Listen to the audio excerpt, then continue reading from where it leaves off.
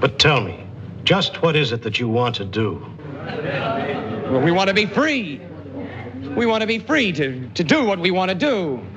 We want to be free to ride. And we want to be free to ride our machines without being hassled by the man. And we want to get loaded. And we want to have a good time. And that's what we're going to do. Well, when, baby? Let's go. We're going to have a good time. We're going to have a party.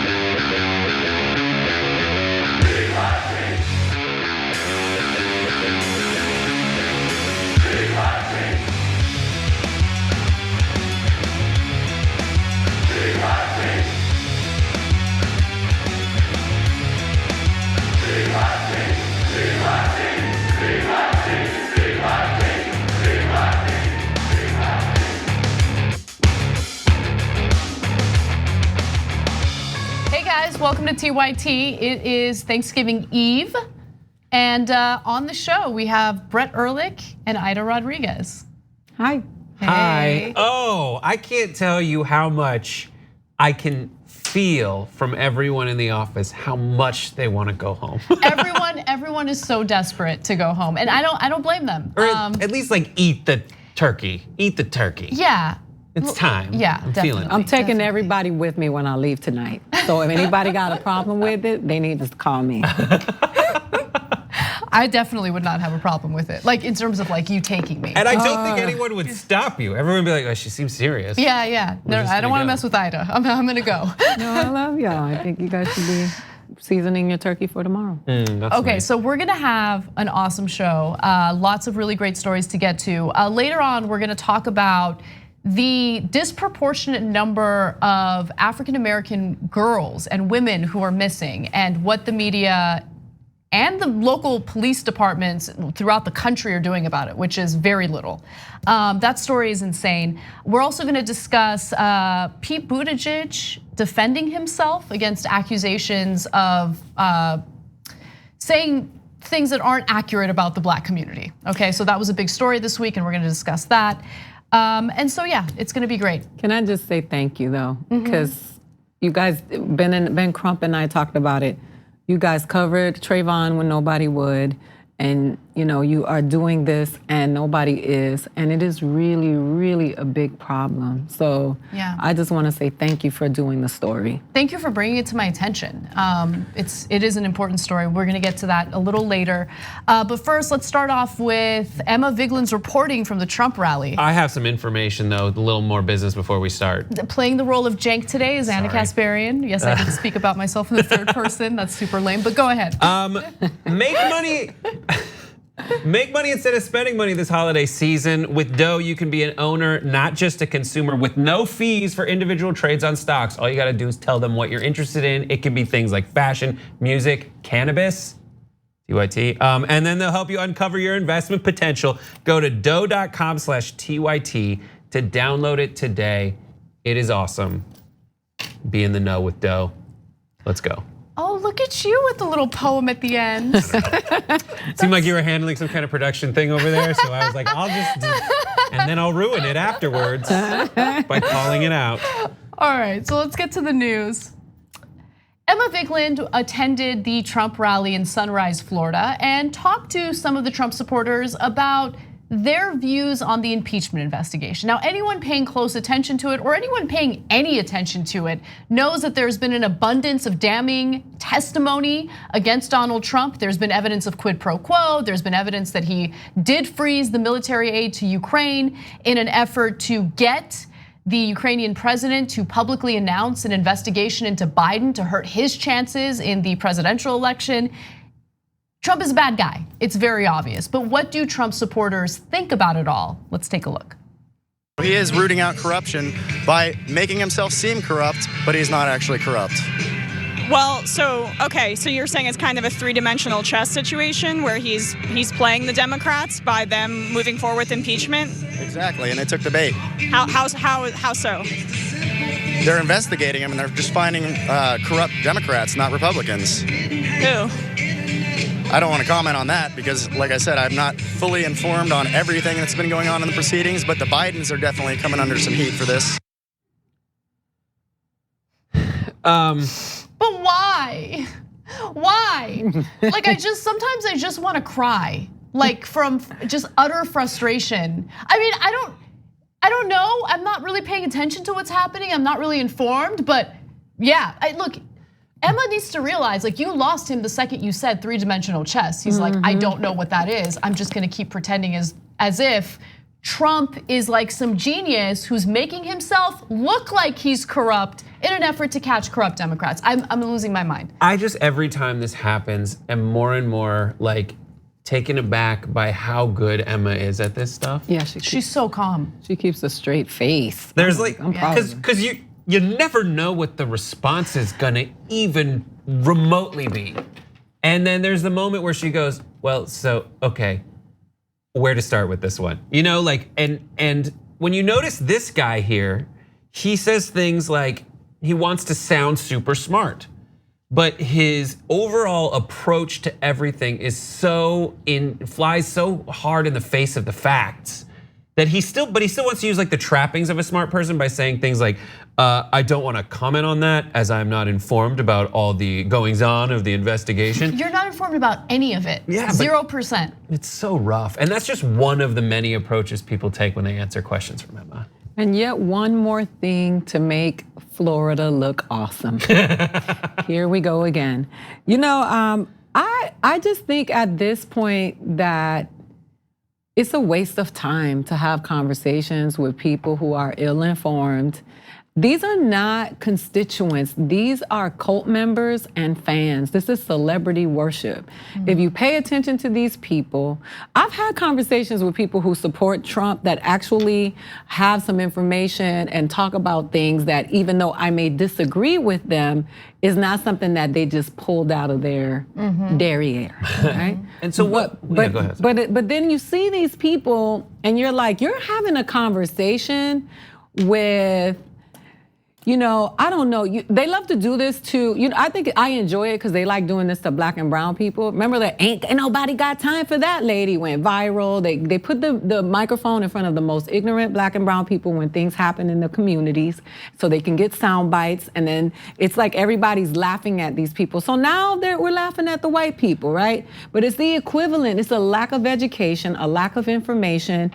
And it is a waste of time to have conversations. No, you know, it's funny, like I'm not laughing at them. Like, I'm devastated by this because this is the breakdown. This is how democracy breaks down, right? Yeah. Because in order to have a functioning democracy, you need an informed electorate. Yeah. And they just outright reject. That's the thing. Trump has taken what was and continues to be a very serious problem, fake news.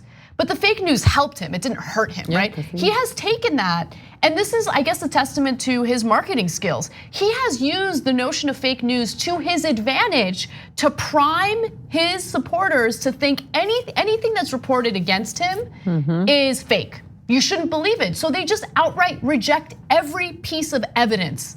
And how do you you're right. I mean, you can't debate them. You can't have an argument with them. You can't persuade them, which is why I get frustrated with Cenk when he addresses the MAGA guys on the show. Don't address the MAGA guys. The MAGA guys are a lost cause.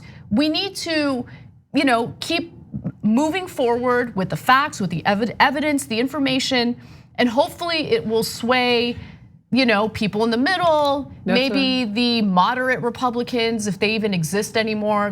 That's what I tweeted, Cenk, and I said, how dare you even dignify this with a response? Don't you do that.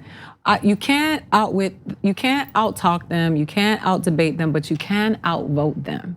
And that's where we need to focus our strengths, is not just with Donald Trump, but our local government. Anybody who has an ounce of this thinking, vote them out, because it's a cancer.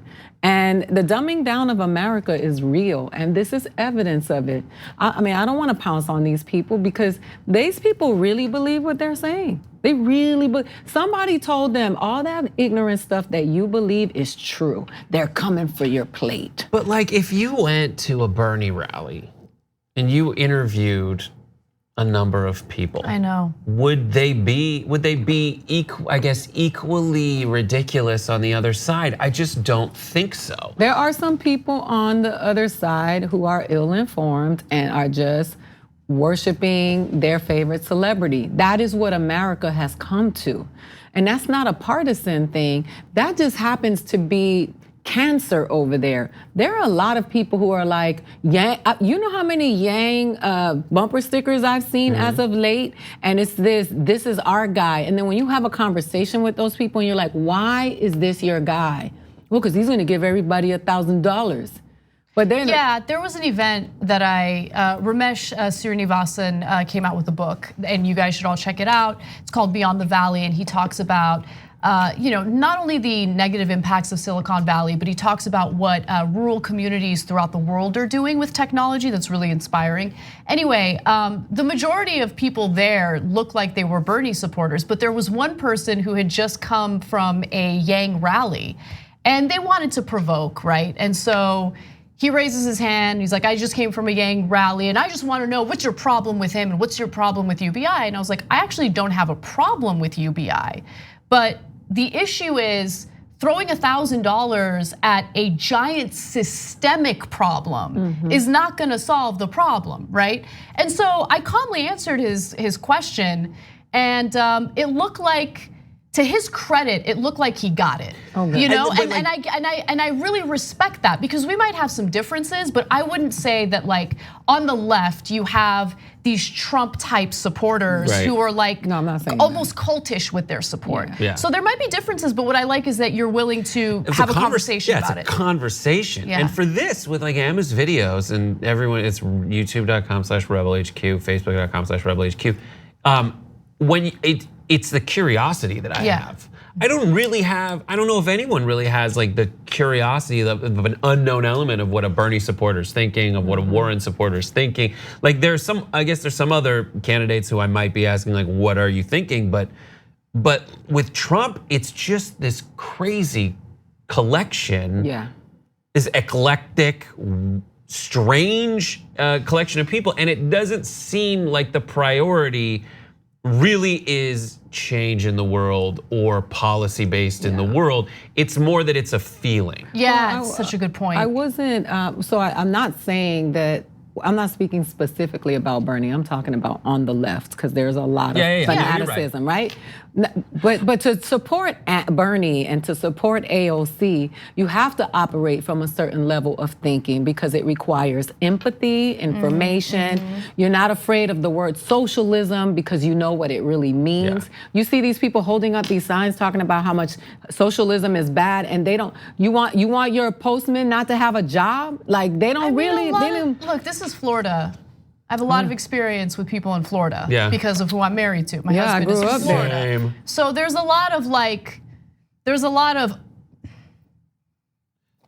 a lot of Republican Cubans who are cashing their Medicare checks, and their Social Security, and they're like, I hate socialism, I escaped socialism in Cuba. No, we have socialism in America too, and it drives me nuts. We gotta go to the next video though, I'm sorry. So Emma did talk to others about this, and so let's hear what another Trump supporter has to say about the impeachment investigation. They have nothing to go on. Bottom line, Trump is our president. He has been for 3 years. He's going to remain our president. They just don't have anything to go on except hate. Bottom line. Well, what about Ambassador Sondland, who was Trump's appointee, saying that it was a quid pro quo, aka an impeachable offense? Bunch of bull. All of this stuff is just a bunch of bull to take him out of office. That's all the Democrats want, is to take Trump out of office. They don't have a platform to run on except hate, and that's the bottom line. But what about Sondland? He donated $1 million to Trump. I don't care about that, okay? They're a waste of my time. Do you guys believe when Ambassador Sondland, who he donated around $1 million to Trump, now he's saying that there was a quid pro quo? I don't believe him. You look at their eyes, you watch their body language when they talk, and to me, they lie, they take a sip of water. Otherwise, they sit there, they look at each other. If somebody with new body language could watch them, you would see they're lying, lie. But Trump comes out, look you right in the eye. I mean, what's more terrifying about Trump is that he does look you right in the eye. And if you told these people, don't politicians look you right in the eye and lie to you? Yeah. They would say yes. Yeah. They would say absolutely yes. That's the swamp, drain the swamp. They look you right in the eye and lie to you. But their bit of evidence as to why you can trust Trump is that he looks you in the eye. I mean, look, I heard that when you're riled up on stimulants like Sudafed that you can't get in the United States, it gives you this false sense of confidence, and you can look anyone in the eye and lie about anything. Right. I'm just putting that out there. Check out his taco bowl picture and the drawer that's open behind him. There's multiple giant boxes of Sudafed that you can't get in the United States. Wow. People take those when they do lie detector tests, and that way they can lie comfortably. I mean, I'm just disappointed that someone who drinks alkaline water thinks like that. That first guy. Was he drinking alkaline water? Yeah. So I'm like, how is this possible? That brand, I would be upset. I would send a cease and desist letter to that man and say, you know what? He might not be educated on politics, okay, but he is educated on lead in the water, right? He was drinking. But he said, that guy said that the Democrats have nothing to go on. They just want Trump out of office. Then Emma hit him back with a fact, which is something to go on. Yeah. And he doesn't want it. Why? Because he just wants Trump in office. So his logic behind his argument is, yeah, if you give me some kind of fact to go on, we can have a discussion. But she gives him a fact to go on, and he utterly rejects it. Yep. That proves that they just want. And the other point is the coalition of the Democrats versus the coalition of the Republicans. The Republicans are full of people like this, fine. And then the people that you said that you talked to, and the people I talked to who are like, my answer is I just want my tax cut, and I'm fine in my 401k and my stock portfolio that half the country does not have the luxury of participating in this game called the stock market. Oh man, it's those people and then the people who feed off of them, and they have no idea, and they will fight for Trump even if their America never changes an ounce to better their lives, as long as it feeds the hate in their heart. And that's all I can believe. And on the left, you have folks who are in the establishment who similarly are like, I have my stock portfolio, all of that. Right. And the liability in the coalition, in their eyes, is the folks that want to improve other people's lives. Right, that's such a great way of putting it, absolutely. I mean, someone like Nancy Pelosi, and we talked about this off camera, and I think it's a really good point that I brought up and I want to share it with you guys, is why is it that Nancy Pelosi isn't as aggressive in fighting back against Trump, right? And it's because Nancy Pelosi isn't in the same situation as the vast majority of Americans, right? She doesn't have as much to lose under a Trump presidency. We have a lot to lose because we have so little to begin with. So, I mean, her stock portfolio is doing well, Yeah, and there's also the how to stay in power thing, and in terms of how she understands her coalition to be, she doesn't have that she isn't making the leap of faith of what if we actually go full bore on progressive policies? Right. Because in her mind, she also lives in this world where you gotta raise money and you have to raise it from whoever, and why would I shut it off? And she also gets to be better than bad. So as long as Donald Trump is the bad guy, the villain, she gets to be the hero, because in the real world, in the realm of of honor and politicians who actually who care about us, she's the bad guy. Yeah. So give her something to fight against. I mean, would we be talking about Nancy Pelosi this much had Donald Trump not been around? I don't. She's an establishment person. Like, yeah. We gotta go to the next story, but before we do so, I want to read a few member comments. This is from Dan. The Trump supporter videos are incredible. Trump is a cult. These people are acting like cult members. No common sense, no sense of reality or facts. What can be done? Clearly, education is a large part of this, as it's quite clear these people are not the smartest smarty in the role. So I agree with you. I think that education's been dismantled and it's been happening for decades now. And this is what the consequence is, right? There's absolutely no way of dealing with, legitimate versus illegitimate media because there's no education on media literacy. Like, people don't know what is and isn't credible. And so, yeah, I think that I think the situation was perfect. Like, the American electorate was vulnerable to the situation that we're in now, and it makes me upset. Megan says, I'm with Anna, I'm not laughing. It's really not funny, it is damn scary. I do laugh, it's to cover up frustration. I totally agree. Sometimes you feel like you have no choice but to laugh or make light of it because every day would be unbearable to go through if this is the stuff that you have to talk about. It was figurative language, guys. That wasn't no. But listen, this is what I was gonna say though when we talk about education, because they come for education, right? So now they've demonized being intelligent. You're an that's all elitist. part. You're an intellectual elitist, right? So and you're smug. So that's the whole part of the play is, in addition to you're not educated, it's cool to not be educated because the people who are part of the problem. All right, so we gotta go take a break, but when we come back, we have more from Emma, including a man threatening civil war. Yeah. We'll be back.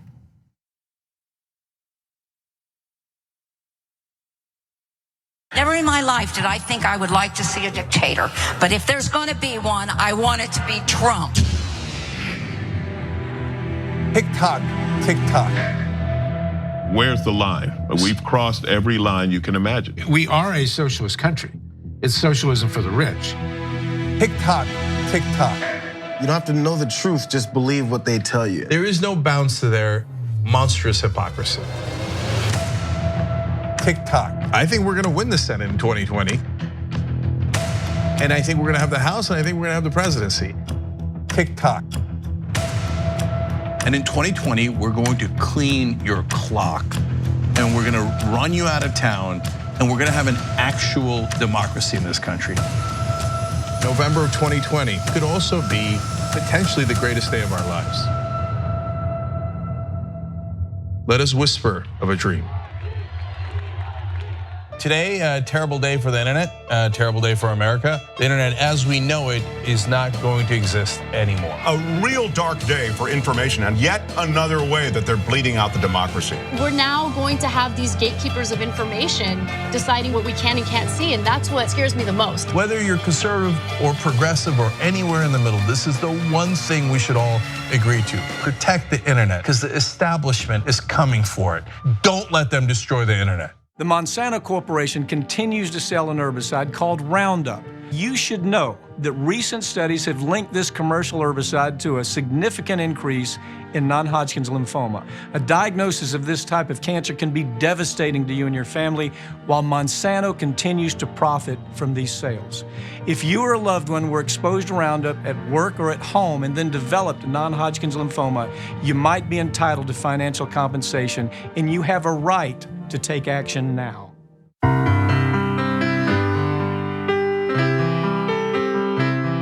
Before we eat, I want to go around the table and everyone say what they're thankful for. I'm thankful for all this delicious food and sharing it with all of you. I'm thankful for marijuana. I love that iguana so much. I'm #thankful for real Donald Trump for not starting World War III. I'm thankful that someone else cooked all this food. Yeah. Arthur, what are you thankful for? Arthur? Arthur? Arthur?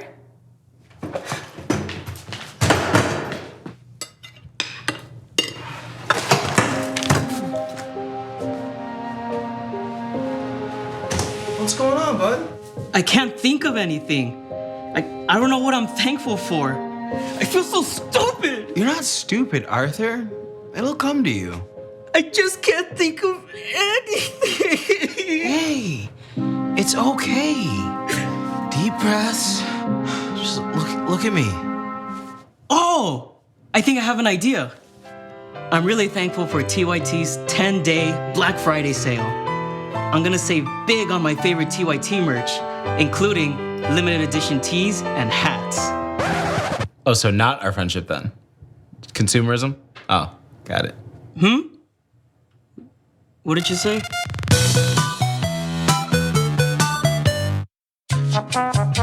Best moment of my life, I guess, would have to be when the kid was born. Like, you know, because suddenly that meant I served my purpose. Very close second, the day we sold Clerks. That changed my life. In fact, Harley wouldn't have been born if I hadn't sold Clerks. So that noise. Clerks, probably the biggest day, best day of my life. It led to everything else. I got the wife and the kid because Clerks happened. So don't tell the kid, but Clerks.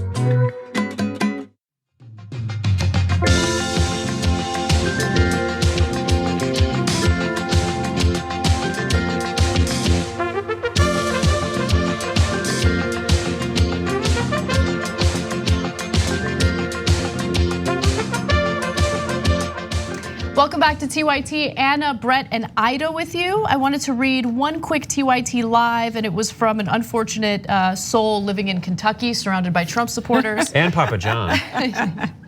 So Cassie wants to know, as a progressive living in Kentucky, I'm in a sea of Trump supporters. How would you go about dealing with Trump voters who are not informed? I need answers before Thanksgiving.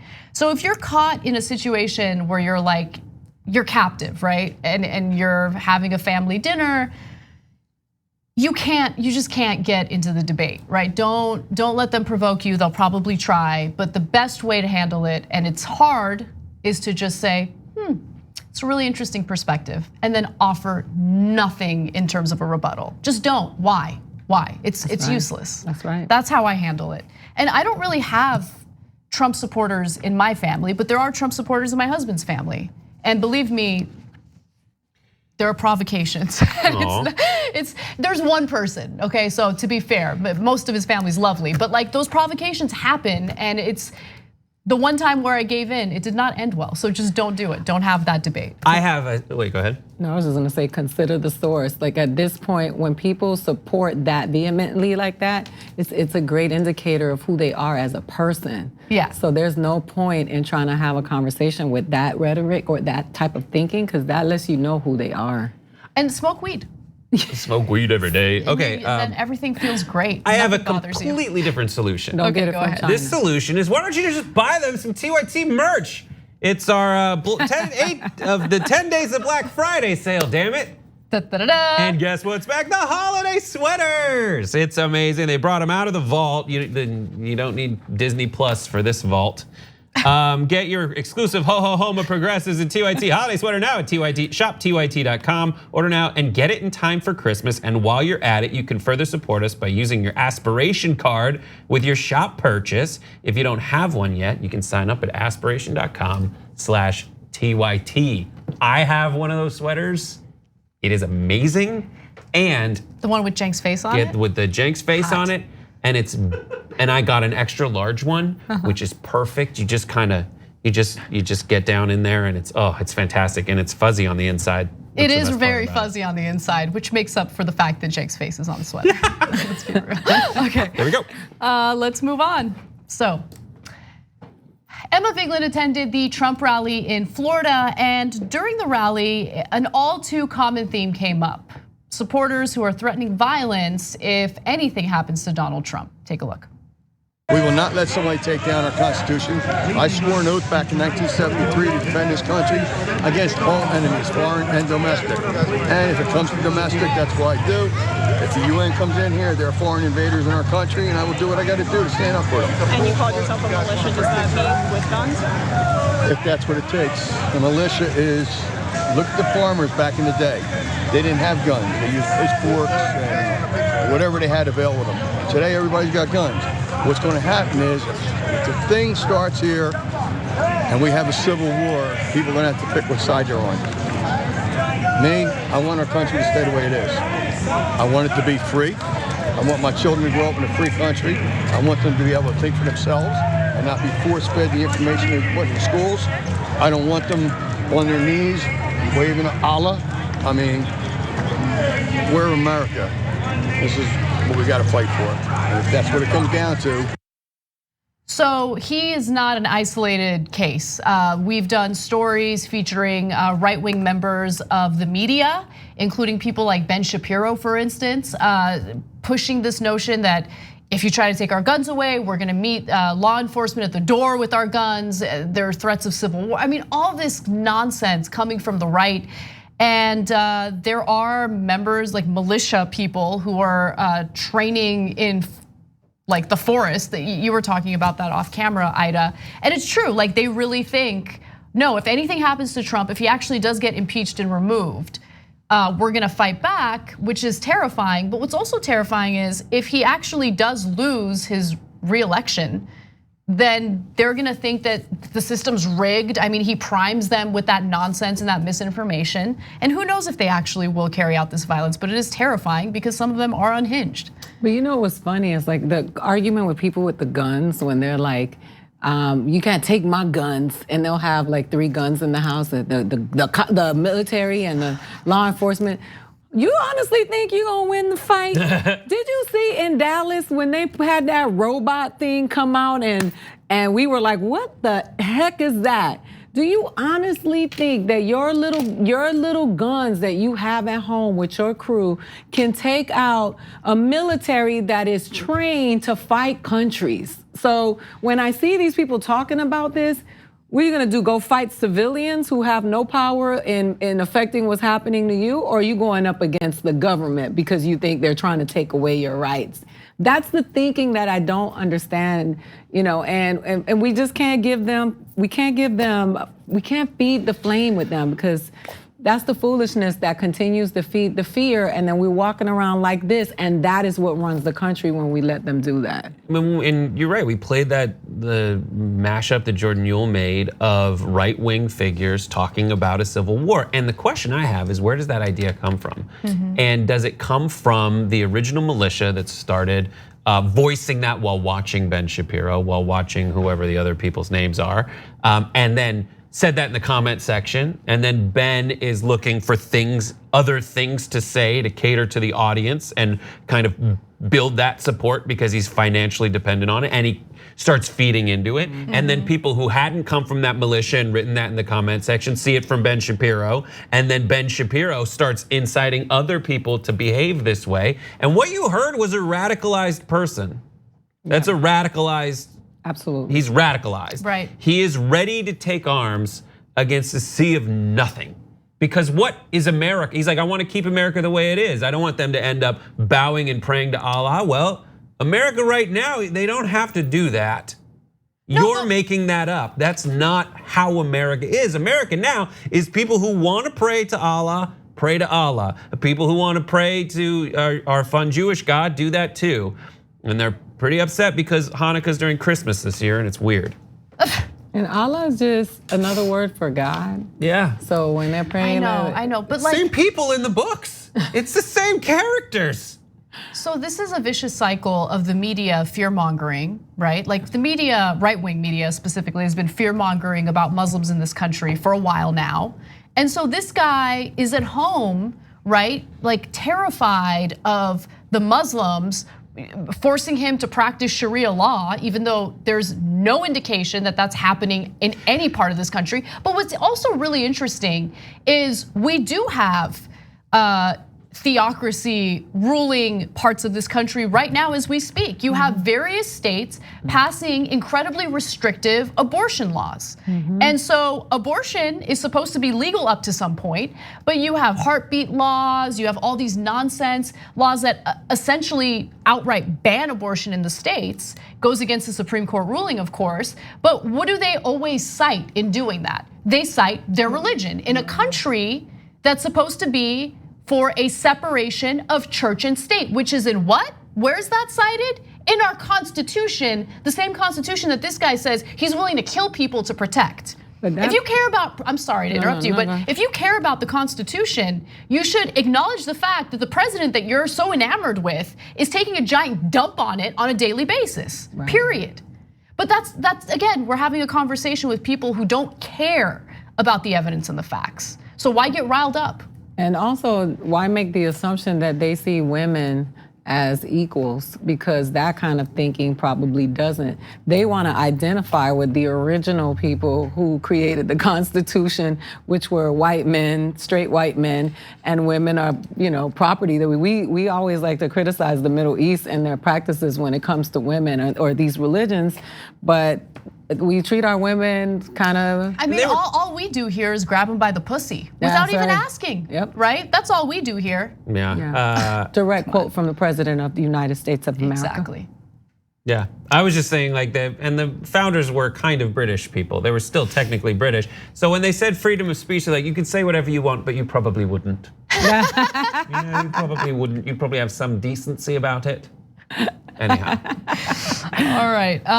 Okay, so let's move on to the next story. We do have a bit of an impeachment update. So earlier this week, we found out that Mick Mulvaney had to find a legal justification for Trump freezing military aid to Ukraine after the fact. So Trump does the freeze. Mulvaney realizes, there might be a whistleblower complaint. We need to find some sort of legal justification. And then he goes to the Office of Management and Budget in an effort to come up with a legal justification. Now we're learning, based on testimony that happened in a closed door hearing, that there were 2 officials within the OMB who resigned as a result of what was going on behind the scenes. And I want to be very clear about something. Donald Trump basically lifted the freeze on that military aid after, let me repeat, after he found out that there was gonna be a formal whistleblower complaint filed against him, okay? So I just wanna make sure everyone is on the same page when it comes to that timeline. Now with that said, let me give you some more information about this testimony. So Mark Sandy, who is a career official with the OMB, revealed, he testified in the impeachment inquiry but did not name the employees in question. So he said one worked in the OMB legal division and described that person as having, quote, a dissenting opinion about how the security assistance to Ukraine could be held up in light of the Impoundment Control Act, which limits the ability of the executive branch to change spending decisions made by Congress. Remember, Congress, in a bipartisan vote, voted to provide Ukraine with this military funding, okay? More than $400 million.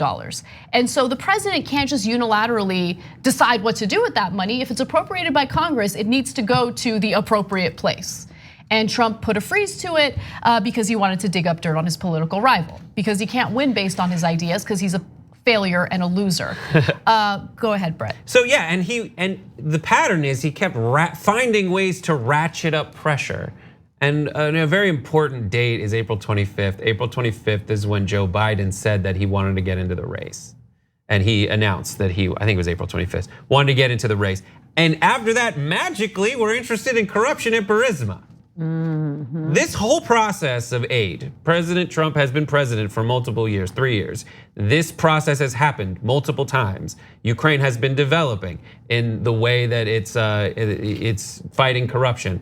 Only this time, and only after Biden is in the race, do we suddenly start talking about Burisma. And specifically, you've got this guy Sandy, who you just saw, and this other guy Duffy, who is the political appointee. So you've got some guy whose job it is to be the guy in the bureau who's like, all right, we know rules, we apply rules, we do all this stuff. Then you got this guy Duffy, who Trump's like, Duffy's my guy. Sandy says there's rules about what you can do with military aid. And he literally basically just says, I'm gonna check the rules. Duffy shows up and goes, I'll take it from here. Right, yeah. That's what happened. Yeah, so this Duffy guy, again, is a Trump appointee, and he helped Trump carry out these illegal acts. So a quote from Mark Sandy, he said during the impeachment testimony, again, this was in the closed door hearing, it's being made public now. I just made a general reference to the Impoundment Control Act and said that we would have to assess that with the evidence of counsel before proceeding. Now, according to the Washington Post, ultimately, political appointee Mike Duffy took over the process of signing off on the documents that held up the Ukraine money. Sandy told impeachment investigators that until that time, Duffy had voiced no interest in the process of approving apportionments. So Sandy said that the other official, remember there were two who resigned, the other official who resigned in September expressed some frustrations about not understanding the reason for the hold. So while Trump and all his lackeys claim that they were holding up that money in an effort to root out corruption, just understand that that is complete and utter BS. That is not true at all. In fact, in getting rid of Marie Yovanovitch, who was the US ambassador to Ukraine at the time, they were actually doing something incredibly counterproductive in rooting out corruption in Ukraine, because she was actually working to fight corruption in Ukraine. You know what, and what I will say to this is that a lot of the things that you've been hearing from the other side when we are talking about this impeachment hearings is that they point out the corruption of Biden and his son. And what you don't realize, some of you, is that most of us that are over here, we want all of the corruption out, but that does not undo the president's corruption, and we need to deal with it from the top coming down. But if we had our druthers, they would all be out of there, whether they're Democrats or Republicans, because the point is to get all of these negotiable, corrupt people out of our government so that we can have a better country and a better quality of life. Totally. So when don't hit me with the whataboutisms, because that too should go. That's the point of this.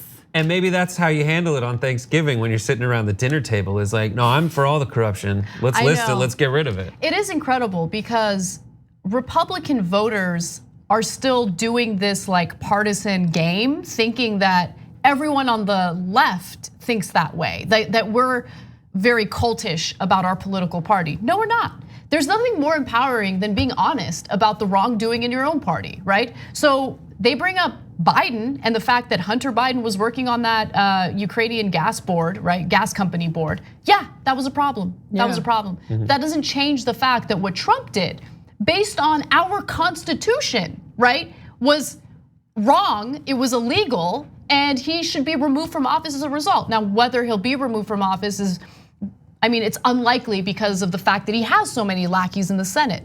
But it's unbelievable how, again, he could just take our Constitution, just crumple it up in front of us every single day, right? Whether it's the Emoluments Clause or what's happening right now with Ukraine. And his supporters will still claim time and time again that they love him because he protects the Constitution. They consider themselves constitutionalists. And another talking point is how unfair this process is. Oh, it's so unfair. You see, even in that moment where Senator Kennedy of Louisiana was like, I was wrong about this thing that I talked about on Fox News. He's still saying like, I don't know, it's very frustrating because he's like, we're not allowed to give our side of the story is essentially it. Yeah. But all the people on that side have received subpoenas. And that subpoena's sole purpose is to get you to come into those open door hearings, give your side of the story, and actually provide that evidence that you say exists. Yeah. But what happened? We talked about Sandy, we talked about Duffy. Sandy answered the subpoena. The guy just like there going like, what are the rules? Let me follow them. You might hate the bureaucracy, but just the guy's like, let me follow the rules. He shows up and is like, yeah, I'll talk. Duffy, the political appointee, we don't have a picture of him from Getty Images. You know why? Because he defied the subpoena. Yep. And so did Mick Mulvaney, so is John Bolton, so is Don McGahn. All these people that they're crying don't get a chance to tell their evidence to the official record, they could do it. Even Donald Trump got an invite. Nadler just said, come on, buddy. And Trump's not gonna answer that. Well, I mean, first of all, a guilty mind needs no accusing. And secondly, these people actually believe that their corruption is their right. And that's what we're struggling with. We're not struggling with whether they think they're corrupt.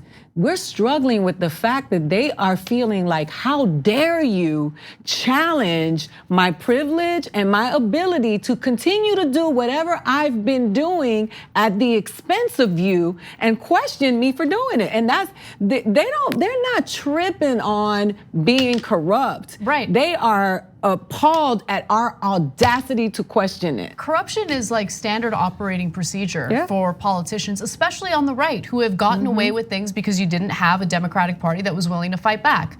Now they're fighting back a little bit because one of their establishment types was targeted in this disgusting act that Trump is clearly guilty of, but they're not going after his financial crimes. They're not going after the fact that his own personal lawyer, under oath, said that Trump has committed fraud in an effort to obtain loans and then committed fraud in an effort to skirt taxes. They're not investigating that, right? Who cares about that? Anyway. Because then they're next. If we get rid of them and get them out of there, then who's next? Right. Right? Because that's what we're coming for. So Brett, I hear that there's exciting stuff happening. A couple of little bits of information. First of all, we're not gonna have live streams on Thursday and Friday, so know that. But we still will be putting out 2 hours of fresh content, kind of a best of look back. One where we thank you and the other where we look at our top performing videos from the year. That will be on youtube.com/The Young Turks.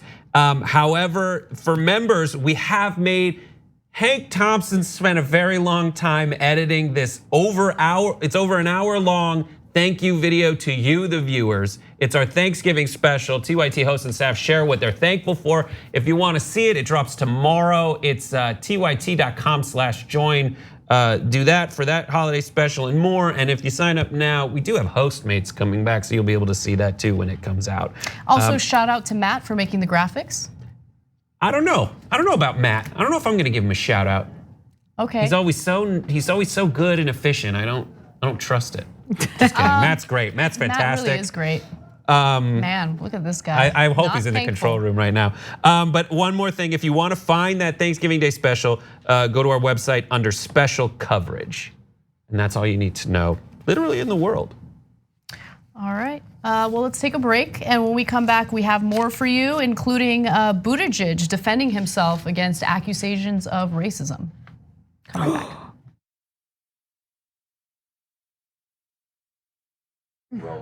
Okay, we are rolling. So there's a lot to be thankful for on this Thanksgiving. There's almost too much to be thankful for. We're talking about being thankful. What's up, TYT fam? What's up, everybody? Hey, TYT Army. What's up, TYT team? Hey, TYT family. Happy Thanksgiving. Happy Thanksgiving. Happy Thanksgiving. Thanksgiving can be a tricky time for folks. Gratitude. Gratitude. So, what am I thankful for? What am I thankful for? What am I thankful for? Do I look here? Yep. Okay. All right.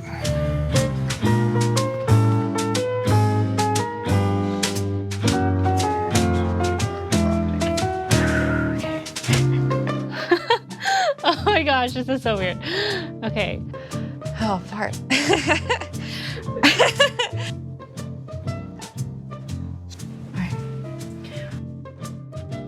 Am I actually looking into the camera? Yeah. I'm not nervous. You don't have to say your name. Okay. Can you sit still? All right, ready? Wait, hold on. Well, I don't know why I counted at a louder voice. Do I introduce myself first or just start going? Say like, hey, I'm Craig. This is awful. Help me. Because this is so unnatural, by the way. I look even browner with the white background. Yeah. It's a little Justin Trudeau. Oh, I know, right? Except in my case, it's real life.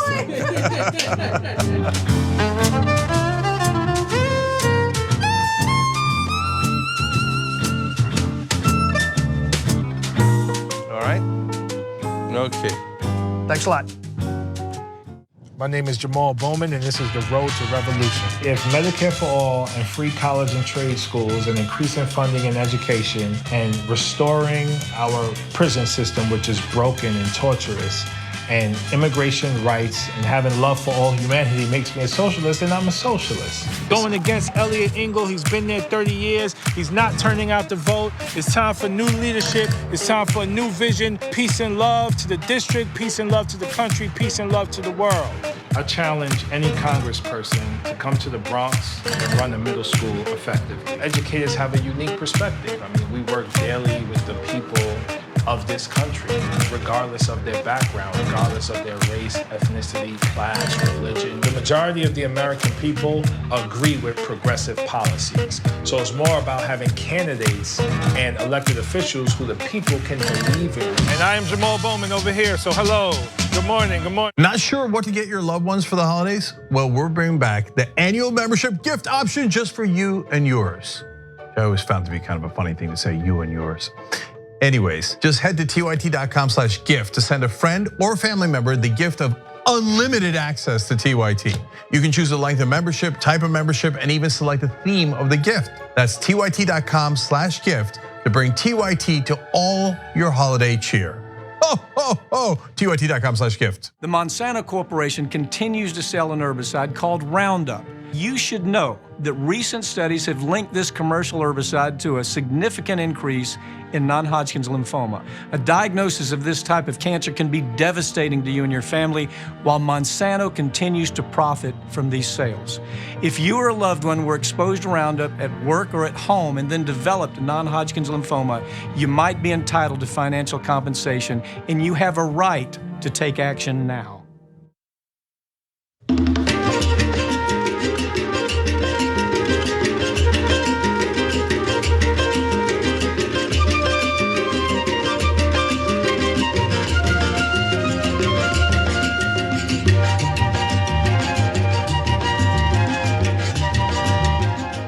Hey guys, welcome back to the show. Anna, Brett, and Ida with you. I just want to read a few member comments, and if you're not a member, you can become one by going to tyt.com/join.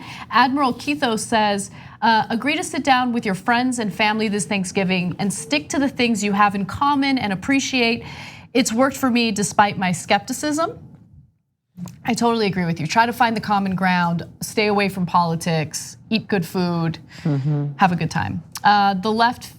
The left fist says, this year I'm thankful for all you beautiful people supporting our progressive independent news source. Happy Thanksgiving to you and yours. Nice. And then I love this one. It's from Lauren Banco. And Lauren, I really do hope that your partner is watching right now.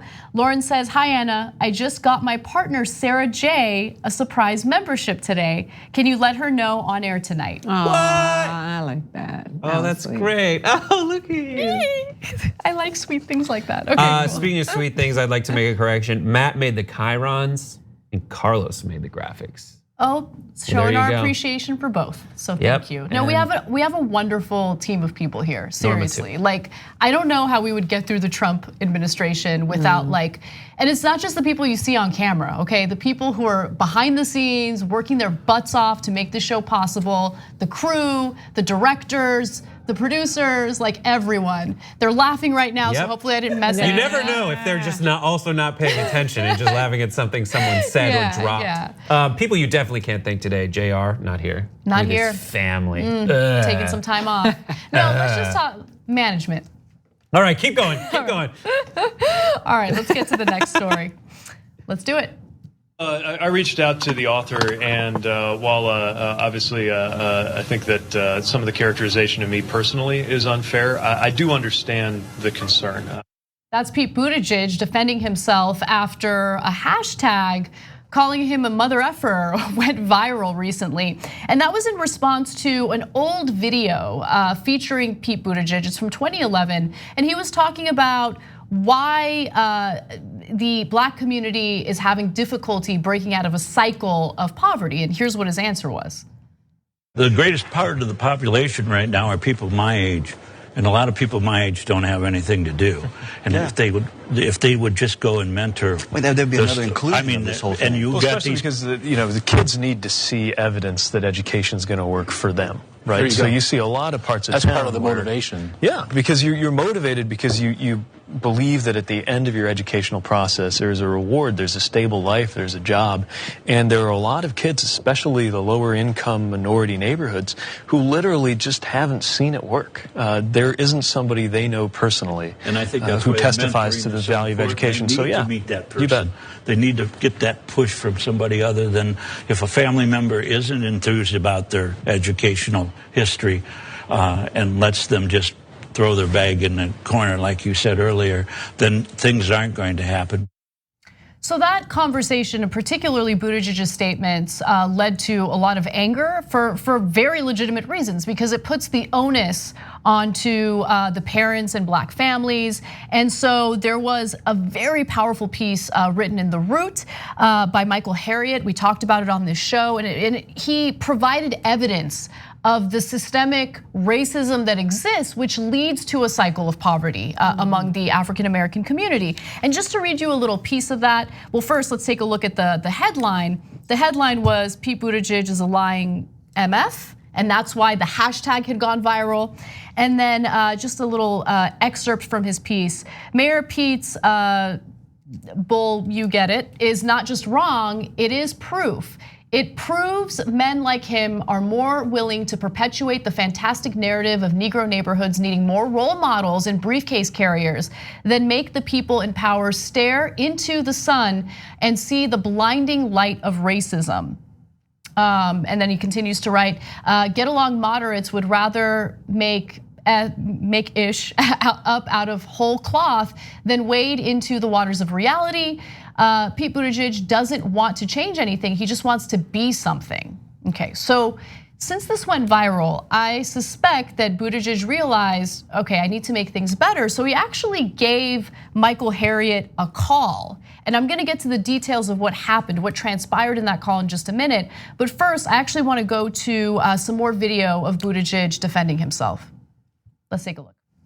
What I said in that comment before I became mayor does not reflect the totality of my understanding then and certainly now about the obstacles that students of color face in our system today.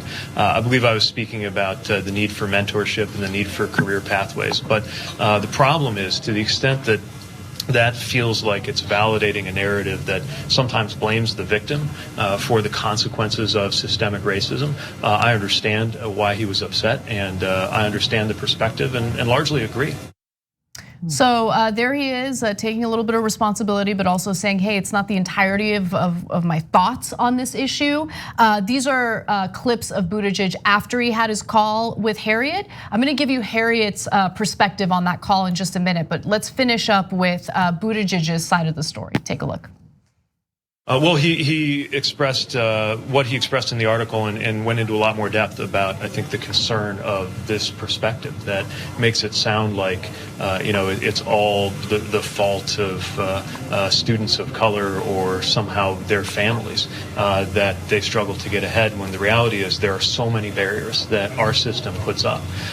And I want to make sure I communicated that I'm very conscious of the advantages and privileges that I have had, not through any great wealth, but certainly through education, through the advantages that come with being white and being male.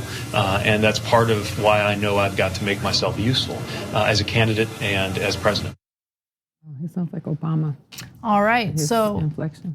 that's his perspective. Now, before we get to Michael Harriot, and by the way, he's such a great writer. You should read his latest piece on this as well. But I want to open this up. Ida, do you want to jump in? I sure do. I mean, I feel like if this was an isolated incident when it comes to him, then maybe we could just give him that pass. But because he has a history, like when he talks about the impediments that are set forth before people of color, a corrupt police department is one of them. And so when we start analyzing these people, because a lot of us like to extend the olive branch, all we need is an apology and a good couple of words, and we melt as people of color, and we've been indoctrinated to always be forgiving and always have to be the ones to explain our own oppression to the people who participate in the oppression of us. I just say a couple of things. This is why the argument of the gay struggle versus the struggle of people of color cannot be, have to be two separate struggles, because Pete Buttigieg is a white man who has, nobody would know he's gay unless he told you, and exercises his privilege and his oppression on others, and that's not the reality for people of color who cannot hide. So, but I also, at the end of the day, don't want to be a pessimist. I appreciate the fact that he was willing to have a conversation, because there are a lot of people who are not willing to have a conversation. I did a drawing of Pete Buttigieg. Take a look at it. He is just white blankness, and you can put on it whatever the hell you want. And I've talked to so many people who just go, how about Pete? Yeah. And that's it. In this way where it's like, I was tasked with the, we all kind of divided it up, and we had to do our live videos for TYT covering all the town halls when there were 70 town halls with the 70 different Democratic candidates. And I watched Pete Buttigieg, and I am also a blank white piece of paper. And I am used to that cadence. That's how you talk to me. It's how I've been talked to by every teacher, every camp counselor, and that's just white people trying to be like, hey, can I talk to you? That's how, you know who else talks like that? Comey talks like that. Everything's kind of a question at the end, even though it's definitely a statement. That's a good point, actually. I never really noticed that. And that's great. And talk about privilege, like this dude, he's like, I acknowledge my privilege. Can I still keep it? Like, yes. Can I still be the mayor of South Bend, and suddenly the president of the United States? Yeah. Can I do it? Even though I've not proven to you, the black voter in the Democratic Party, that I have done really anything to benefit anyone remotely like you. I just want to note that, like Brett, and correct me if I'm wrong, because I could be, my perspective on how you talked about Buttigieg in the very beginning, when he first entered the race and we were learning about him, no one knew who he was, you were very open to him. Yeah, I liked him. Yeah, he did. I still like how he talks because of every like I mean, if he talks about like an example, there's a jillion examples of Pete Buttigieg in the world. People like white dudes who just talk like that, and I get to see him, and that is the example of like that's what they told me in school to do. Yeah. And if I followed it, I would be successful. And he followed it, and he became successful. So the only reason why I'm bringing that up, like how you perceived him in the beginning, is because I think that there's like this idea among some members of the audience, I don't know what the percentage is, that like from the get-go, like as soon as this election started, we were in it for Bernie and that's it. And like, okay, so my personal journey was, I do like Bernie more than everyone, but I gotta do my job responsibly, and I gotta have an open mind, and I gotta give the other candidates a chance, right? But then like, how long can you hold off? Like, you like what you like, and you push for the candidate that you think is gonna serve your best interest. And for me, it was Bernie. And you went through, I think, a similar, I don't know who you support yet, actually, but you went through a similar journey with like Buttigieg. I did. And I give you credit for that, because you were super open to him, and then like stuff started coming out, and you're like, I don't know, man. I mean, for me, yeah. No, I was just gonna say, in all fairness, because from where I'm sitting, because I'm a guest on this show, you guys were fair to him, because I immediately was like, nah. And then you guys were like, yo, he's polling well, he's actually really smart, because I did the first debate. The only thing that I was gonna say is, because you made an excellent point, what is worse? The white people who deny that racism exists, or the ones who admit that it exists and then still don't do anything about it? Like, which one pokes you harder? Because that's where we're caught between right now. And we need the white people, which tend to be a lot of these TYT people, who say it's wrong and we need to do something to fix it. And that's where the battle is for me. And I just want to make sure that I make clear about that. I don't, because I know what's gonna come from me saying separating the gay and the blacks and the people of color struggle. I'm not disputing that gay people have a struggle in America. Very well aware of it. I was raised by a gay man that was murdered in a hate crime for being gay. But what I'm saying is that when you start to commingle and you ignore intersectionality, there are gay people who are black that are too being oppressed by that thinking. Yeah. And that is a white gay man. So that's why I'm like, this is not this right here. So I want to go to Michael Harriot's perspective on the call, because again, to Buttigieg's credit, he didn't have someone on the campaign call Michael Harriot. He called Michael Harriot directly and they discussed everything. In Harriot's piece, there was this one line that I thought was super powerful. And he said, my problem with his comments was not that they were wrong, it's that he knows they were wrong. And I thought that was such a great way of putting it, because the evidence is out there. The evidence of systemic racism, right? Whether it has to do with the school systems, how various schools are funded, majority minority schools get way less funding because of the way public education is funded in this country. When it comes to interest rates on loans, when you're trying to pay for college, there's a huge difference in what white students pay versus what minority students pay. So he provided all those examples in his original piece. But here are some excerpts from his recent piece after he had a conversation with Buttigieg. He said, we have to disabuse ourselves from the notion that the problem with educational inequality is because of an esoteric lack of support, I explained. That's a lie. And a man as educated as yourself knows it's a lie. And to regurgitate that narrative publicly is not just dangerous, it is malpractice.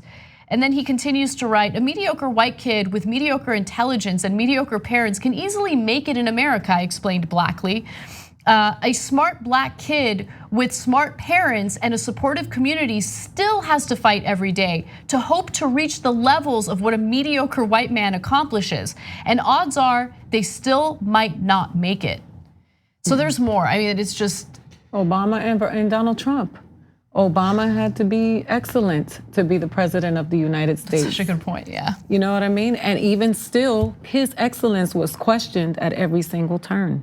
Yeah. You know, but how offensive to see 4 white men. This is how racist America is. 4 white men sit down and discuss racism without even including the point of view of a black person or a person of color in the discussion of racism.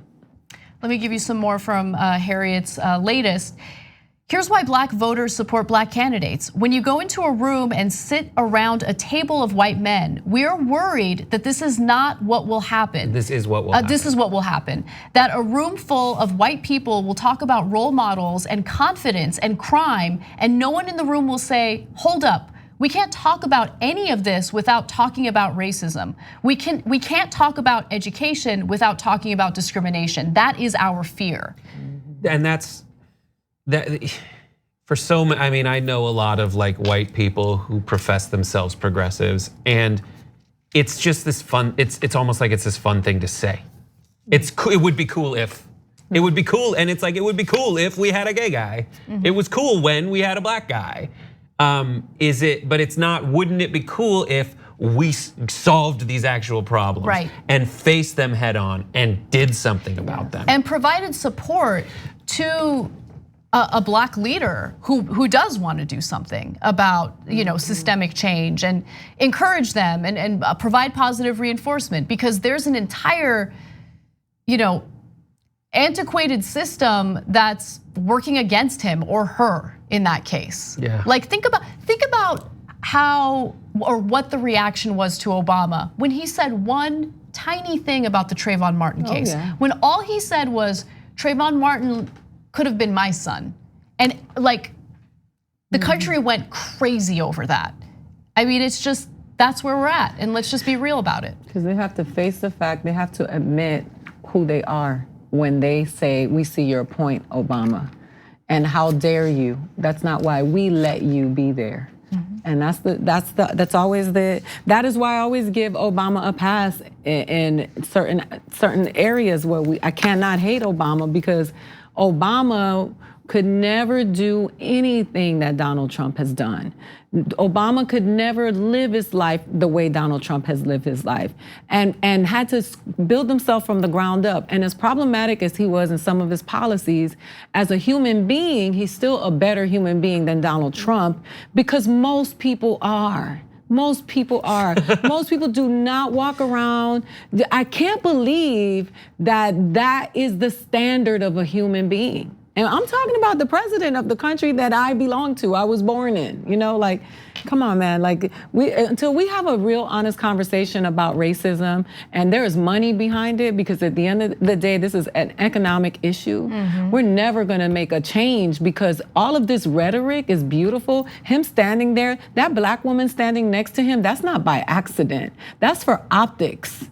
All right, a black woman with natural hair wearing a shirt that endorses his campaign, that is for optics, a dark-skinned black woman. You are trying to run game on black people, yo. Like, that right there is unacceptable. Don't tokenize black people. That's racist all unto itself. I would have been like, get her out of this. This is not gonna, you know what I mean? I wonder if that's a choice from the camera person to be like, here's what's happening. Whoever it was made a bad choice. And she's the field press person for him. But like when she's like sitting there and like looking up and checking, there's some amazing moments of just like making sure that it's going the way she wants it, the way it should if he wants to be president. So we got to take a break. Send us your TYT lives via Twitter. Use that hashtag so we can see them. And when we come back, we're going to do one of my favorite segments, When Rich Men Cry.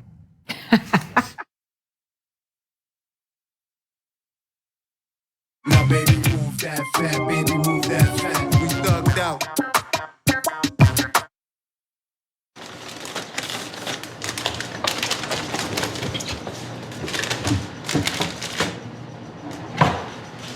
What's J&A? Jacorian Arthur. You guys share a mug? Yeah, you both take our hot cocoa black. That doesn't make any sense. Plus, I'm right-handed and Arthur's left-handed, so our lips wouldn't even touch the same area. It's perfect. No, I'm not left-handed. What do you mean? I've seen you type with your left hand. Yeah, and also with my right hand. That's how typing works.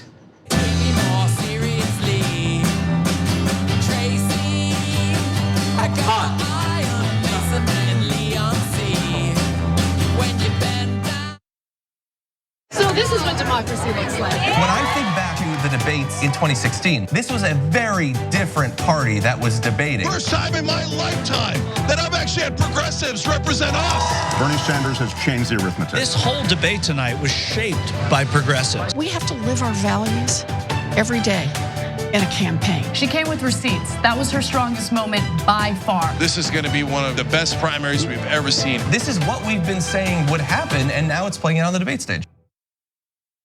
The Monsanto Corporation continues to sell a herbicide called Roundup, but you should know that that herbicide is a potential killer. Recent studies have linked Roundup to significant increases in non-Hodgkin's lymphoma. That's a cancer that can be devastating to you and the people you love. While Roundup continues to cause cancer, Monsanto continues to make huge profits from the sale of Roundup. They will not take it off the market. If you or a loved one are exposed to Roundup at work or home and then developed non-Hodgkin's lymphoma, you may be entitled to financial compensation, and it's important for you to take action now and hold Monsanto accountable. We are on to something that is going to be amazing, but what we need is your help. The number one problem is there's too much power in too few hands. Every single problem that we have can be traced back to dark money. They take large donors, they serve large donors. So these handful of gatekeepers try to dictate everything. Like all of you already know, they don't work for you, they work for their donors. So fire them and hire people who will only work for you, that say no corporate backed money. We are going to change the way we elect candidates in this country. Uncorrupted Democrats. We're gonna fight for the issues and win on policy. This is incredibly personal. We need free healthcare for everyone. We're fighting for $15 minimum wage, single payer healthcare, debt-free college, and we are gonna get money out of politics once and for all. I've taken a public pledge not to accept any corporate money. Because the last thing we're gonna do is go into another presidential election and run a corporatist against a populist candidate. At some point, the buck needs to stop, and it's gonna stop with us. It's gonna stop with Justice Democrats. So who are we? People who do not take corporate PAC money. We're relying on small donors. 99.9% of our contributions came from people. You're a Justice Democrat, so you don't take any corporate PAC money. I'm not influenced by money. As a Justice Democrat, I made that pledge. Not a betting. Absolutely no. I will go to Congress unbossed and unbought. We try to create a government which works for all of us. That is what America's about, and that's what a representative democracy should be about. We are just getting warmed up here. Vote for uncorrupted Democrats. The fight starts now, it starts today, and it starts with you.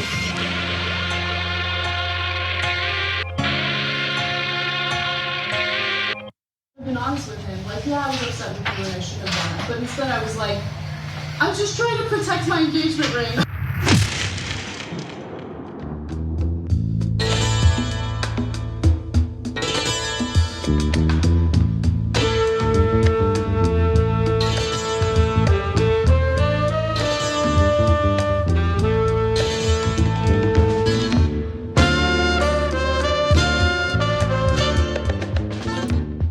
Welcome back to TYT. I wanted to make a quick note because one of our regular viewers called me out on Twitter and said like, hey, I love you, but you're interrupting Ida too much. I want to say, like, constructive criticism is taken well. Like, I was interrupting you, so thank you for that note. Sometimes I forget when I'm not hosting with Cenk that I don't need to fight for time. so I apologize to Ida, and you were absolutely right. Brett has some announcements. And by we, I mean I need help from production interns because everyone else is super competent except me, so I need the most help. But we're looking for production interns to work on the main show that are LA based. Go to tyt.com and check out the video we made featuring our intern Jordan so you can see what an internship at TYT is all about. It's an amazing video. Jordan, if you're wondering whether you can get involved in like the high level stuff on the show, the next segment has an intro that Jordan made. He's an intern, he's fantastically talented and great and contributes so much, as have all our interns. So we're very grateful, become one at tyt.com. And then the conversation is up after this. The guests are Jason O'Mara and Francis Turner and Gideon Resnick. Tune in tonight. They're from, two of them are from The Man in the High Castle. And Gideon Resnick has Crooked Media's podcast, What a Day. Watch starting at 8 p.m. Eastern, 5 p.m. Pacific at tyt.com/live. You're gonna love it. All right, and Cenk texted during the live show today so I could let you guys know that he will be on Cuomo tonight. So he will be making a return on Cuomo's show at 9 p.m. Eastern time. Please check it out. Yeah, it's always a good conversation on Cuomo's show because he actually lets you make your point. So check that out. Also, I want to read a few TYT lives. Here are two that I particularly enjoyed. Melissa Matrice says, I stand by any solution that involves smoking weed. Thanks, Melly.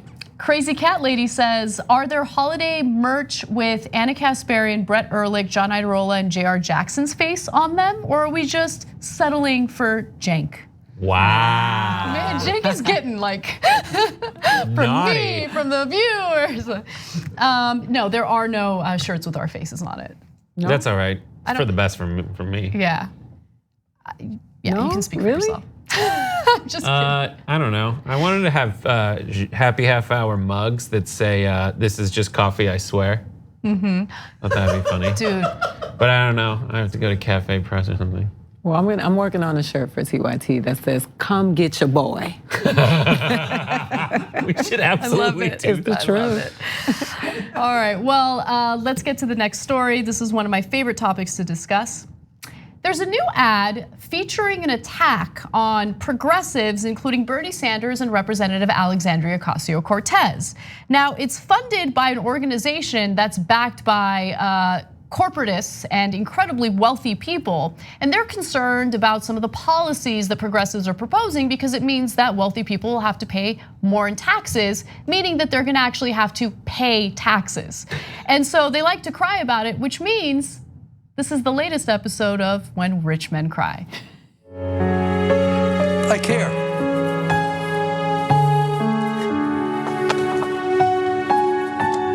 That's it. So fade. So, look, this ad is so ridiculous, but what's even more ridiculous is every article that I've seen about it fails to mention who paid for it, who's behind it, and the insane political bias behind this ad. But I'm gonna show it to you, and then I'm gonna give you the facts that no other media organization is willing to do. Take a look. Elizabeth Warren wants to tax the rich. Wealth tax. AOC says it's immoral to have billionaires. Bernie Sanders says they shouldn't even exist. That's not fair. The wealthy Americans they attack have created world-changing technologies, entertainment empires, millions of middle-class jobs, and funded countless charitable endeavors. The American dream shouldn't punish success. Okay, so as you could see, that was funded by the Employment Policies Institute. So any journalist would want to know, what is this organization all about? Who is it funded by? So I did a little digging, and the Employment Policies Institute is a fiscally conservative nonprofit American think tank that conducts and publishes research on employment issues, particularly aimed toward reducing the minimum wage. Not keeping it where it is, by the way. Reducing the minimum what? wage. Who, yeah. People are like, let's just not raise it. Who's like minimumer? Minimize the minimum wage to nothing. Yeah, no, this is disgusting, right? So this is what they've been fighting for. And the Columbus Dispatch back in 2014 actually did an excellent article on this. So there is some good journalism out there. It's just not from big mainstream media sources, and it's not in response to this ridiculous ad that I showed you. But let me give you this piece from, again, the Columbus Dispatch. The Institute, founded 2 decades ago, is led by the advertising and public relations executive Richard Berman, who has made millions of dollars in Washington by taking up the causes of corporate America. He has repeatedly created official sounding nonprofit groups such as the Center for Consumer Freedom that have challenged limits such as the ban on indoor smoking and the push to restrict calorie counts in fast food. That's who this guy is. That's what that organization is. It's trash. The devil. Okay. Sounds like a real nice guy. Yeah, let me give you more. The Employment Policies Institute also represents the restaurant industry as part of a tightly coordinated effort to defeat the minimum wage increases that Democrats in Congress and the White House have pushed for. So when they show, in that ad, when they show oh, look at all these rich people and all the great things that they're doing. They're building media empires and they're creating jobs. Okay, let's have a conversation about the jobs they're creating. Okay, jobs that don't pay a living wage, jobs in Amazon warehouses lead to irreparable injuries, right? Irreparable harm on employees' bodies where they can't work anymore and they can't get a job anywhere else. So are those the jobs that you're bragging about? This is disgusting. Can I ask a favor of the control room? Can we go to the Oprah shot? I was gonna say that's a wax thing. That's not real Oprah. Because I'm pretty sure it's a mannequin or it is right. It's a wax. I wrote it down. Wax Oprah. Wax Oprah too. I wrote wax Oprah. I wrote a giant. It's a wax Oprah. Oh my God. You guys couldn't even get not even the appearance of the real Oprah. A picture of the real Oprah. But entertainment empires, right? That's what the black people do, right? Because they can play sports and they are entertainers while everybody is innovative in technology. But that's wax Oprah. You guys are so observant and you pay attention to detail. I gotta be honest, the Oprah shot, I was like, that's not a great picture of Oprah. Because it went by so fast. She's made of wax. It's a wax. I wrote that. I was like, that was the first thing I was gonna say. Is that a wax Oprah? It's a wax Oprah. That's you guys so are right. disrespectful. Listen, I've had enough, America. We need to get it together. This is outrageous. The Idiocracy is the movie that we are now living in. This is unbelievable. These billionaires, these people that we get, that's why Donald Trump is in office. This celebrity worship, these people who think that Donald Trump built this empire all on his own because they don't read.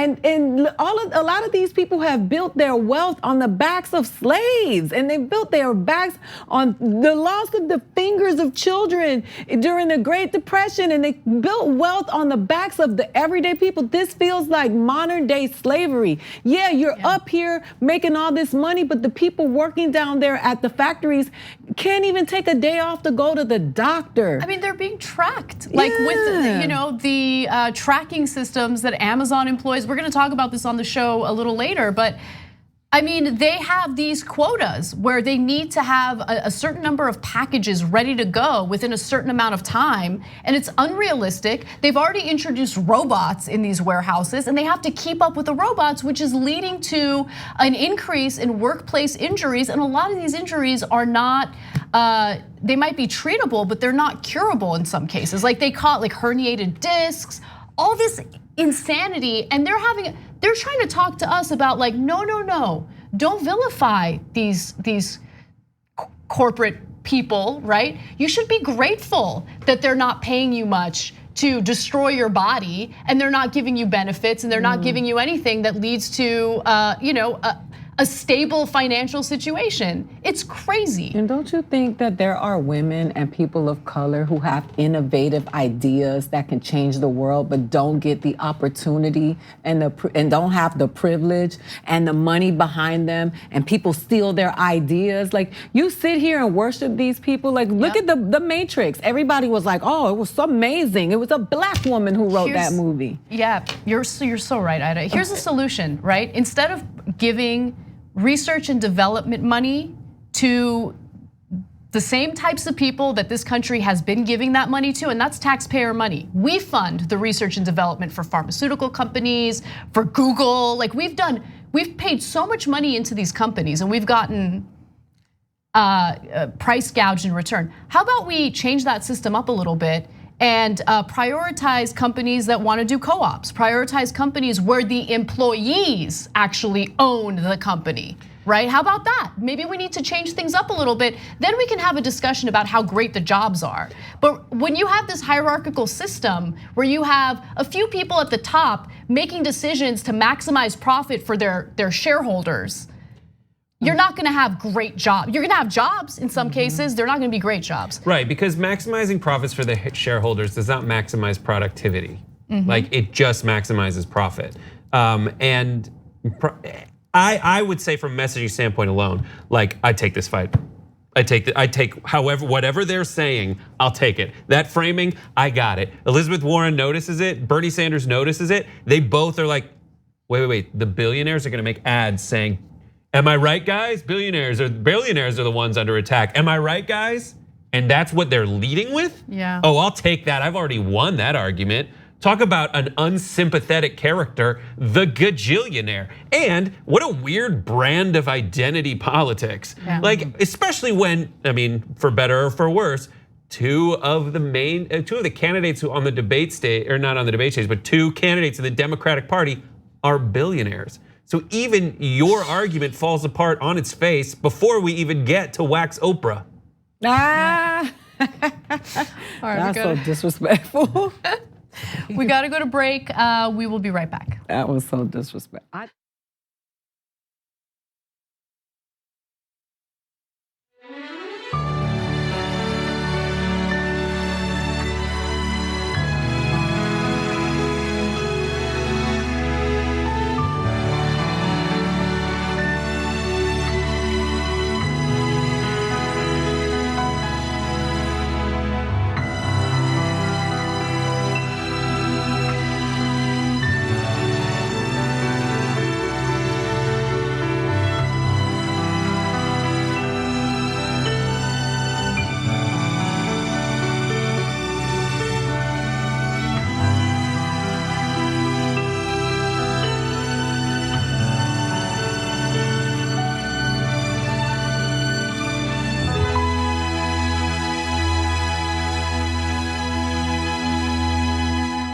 Hi, I'm Bartholomew Joseph Kyle. I do audio for the main show, The Young Turks. I also do audio for Post Game. I started in 2006. I met Cenk Uygur at the Iraq for Sale screening that was directed by Robert Greenwald. And watching that, I want to figure out a way to be part of something that's genuine and authentic. The Monsanto Corporation continues to sell a herbicide called Roundup, but you should know that that herbicide is a potential killer. Recent studies have linked Roundup to significant increases in non-Hodgkin's lymphoma. That's a cancer that can be devastating to you and the people you love. While Roundup continues to cause cancer, Monsanto continues to make huge profits from the sale of Roundup. They will not take it off the market. If you or a loved one are exposed to Roundup at work or home and then developed non-Hodgkin's lymphoma, you may be entitled to financial compensation, and it's important for you to take action now and hold Monsanto accountable. I'll predict right here for you, Chris. I think Donald Trump will leave office before his term is up. He'll be humiliated, embarrassed, and I know him. He's not going to want to lose, and he's going to run for the hills. You got that bet all day long. Okay, let's get after it. Now, so look, Cenk has made some good predictions, and this is in good fun. I could not disagree more. There's a little bromance between the two of them. You got that bet all day long, Janky, you. Oh, you stop. In the meantime, let's call him out on the damage. No, but I just got a Roku set. Did basically a little bit of channel surfing, and I was like, there we are. Yeah. There we are. And then I turned it on, and it was John and Brett on Damage Report making fun of me. Oh no. So you are so busted.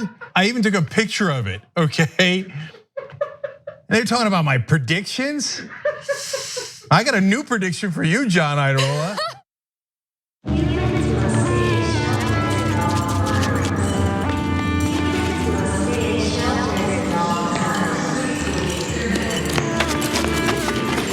Return to your shelter now. Thanks. That was a close one. Oh, it's already after midnight. We don't have many more safe hours to travel. After midnight? You know what today is, right?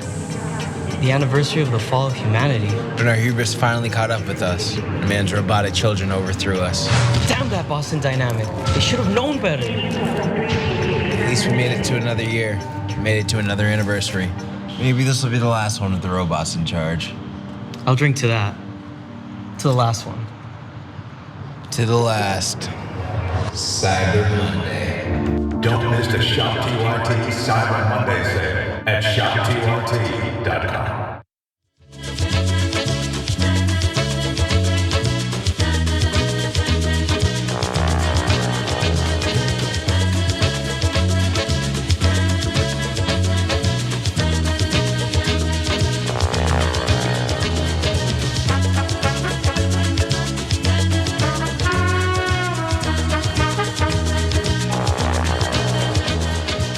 Welcome back. A few members-only comments. So Orthochronicity says almost all R&D spending of tax dollars has been to public researchers.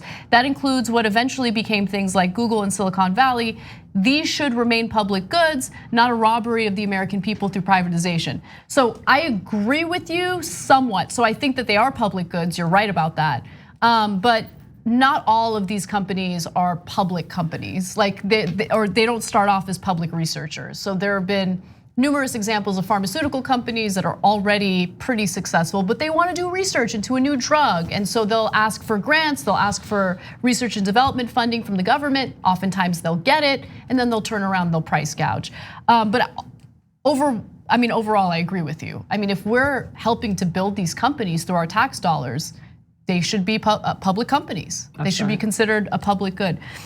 Michelle says, I just want to say thank you to everyone at TYT for all your hard work. Thank you so much, Michelle. And by the way, like, it's Thanksgiving. We're so thankful to you guys. Like, thank you for allowing us to do what we do. We couldn't do it without you. It is a wasteland in digital media right now because of various platforms demonetizing things. Like, we would not survive without you guys, so thank you.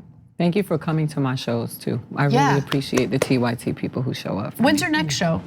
This weekend I will be at Magooby's in Timonium, Maryland, Friday and Saturday. So It's the TYT people who keep me going. They show up and they show out. We're a family.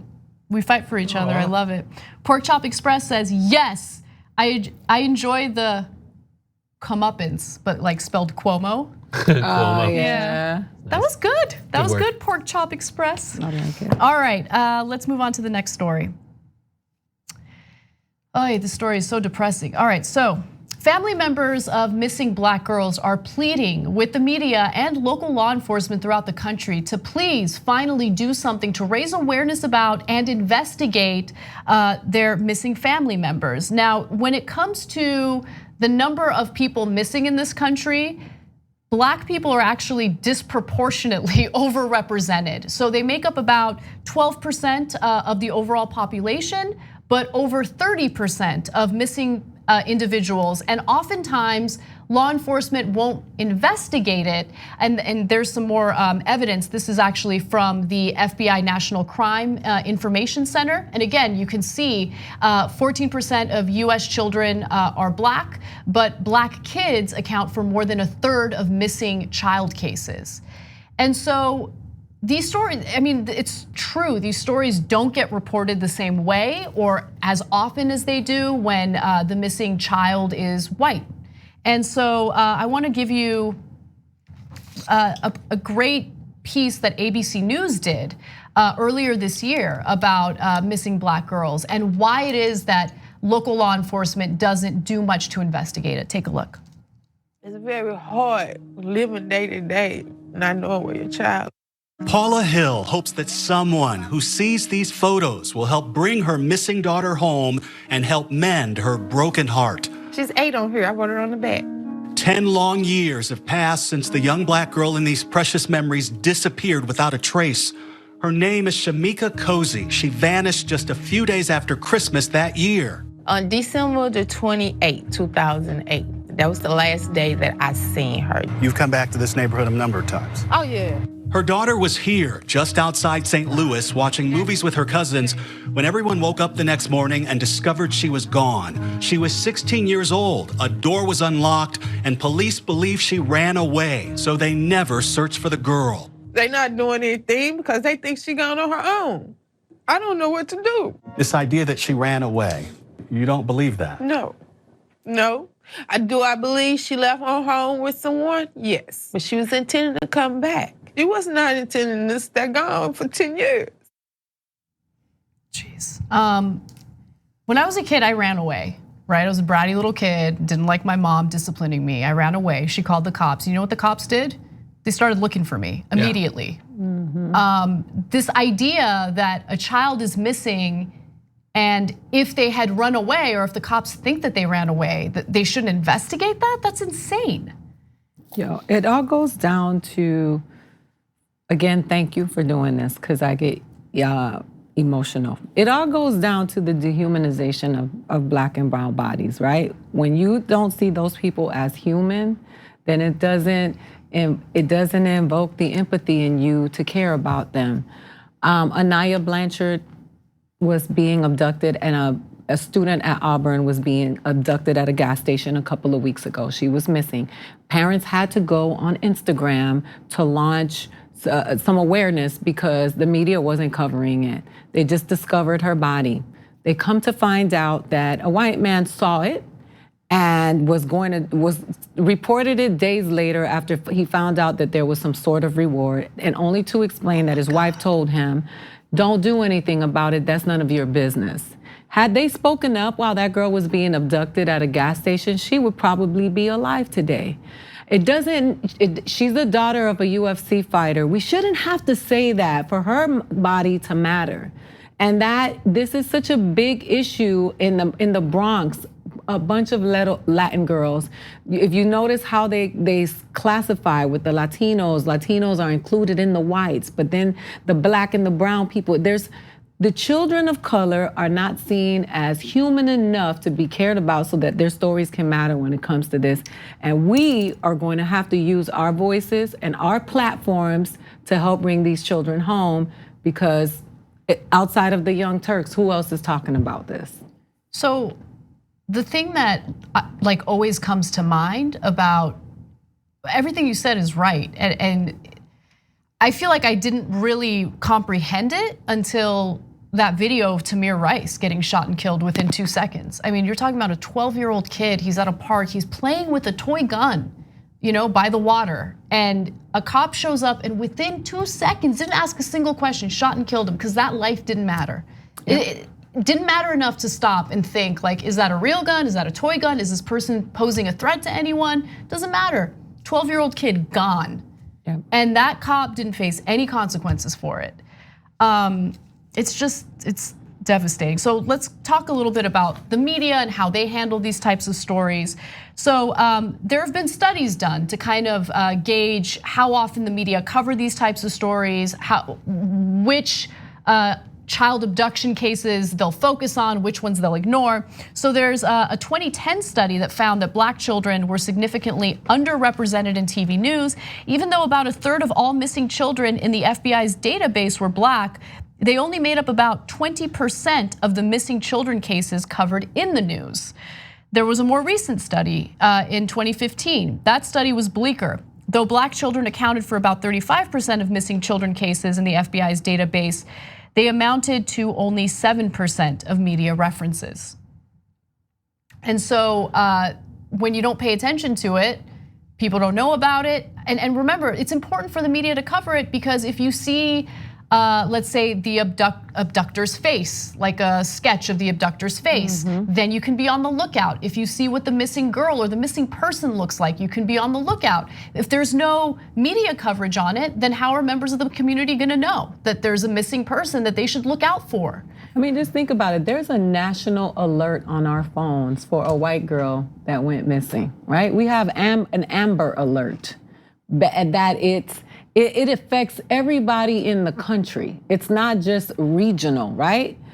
And you see this Black girl a couple of weeks ago.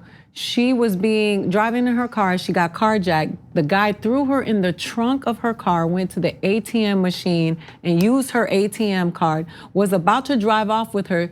She did. The newer cars have the thing in the trunk where you can open it, which you need to know. Opened the trunk, got out, ran into a business, and a man hit her in the back. But what she would not have been a story on the news. The reason she was a story on the news is because she got out of the trunk and the cameras show her surviving in the moment. And it's so frustrating what is happening right now because with this human trafficking, the sex, with the black market with the organs, and then with the human trafficking, and with people understanding that Black women don't matter. R. Kelly can do it for 20 years. They don't matter enough because there are no consequences, there's no awareness.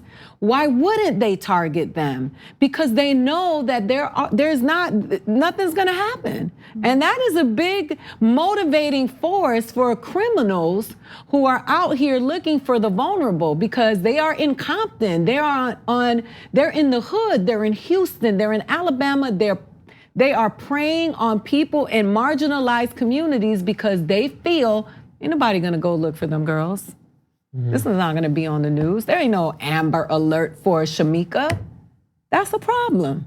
Yeah, and I think of all those news stories where everyone's in a field, 6 feet apart, walking, looking for clues. Yep. And then they show the picture of the person who's missing and it's always a white girl. Yep. And I feel cliched talking about this girl fell down a well. It's like that was the movie of the week every week for the entire 90s, you know? And it just doesn't change. Mia, who's one of our members, wrote in while we've been covering the story and says, missing women of color is a huge issue in Canada too. Although here the largest portion is with Indigenous women and girls, and our media and government still refuse to speak up, much less act. Oh yeah, there's a really big problem with the Indigenous women, the murders of Indigenous women, and without consequence. Yeah. And then to your point on the census, actually, there is no separate Latinx or whatever it's like a subsection of white. Yep. Or you identify as like, I think it's Latino black, Latino white. We're only white when it benefits them. But that's the thing is like, if the census is for getting a clear count, you don't get a clear count. Right. Not to mention all the ways they're trying to drive people away from being in the census by citizenship questions, et cetera. All right, I'm gonna get our last break out of the way. But when we come back, there is an ICE sting story that you do not want to miss. It is a disgusting and gross injustice. We'll be right back.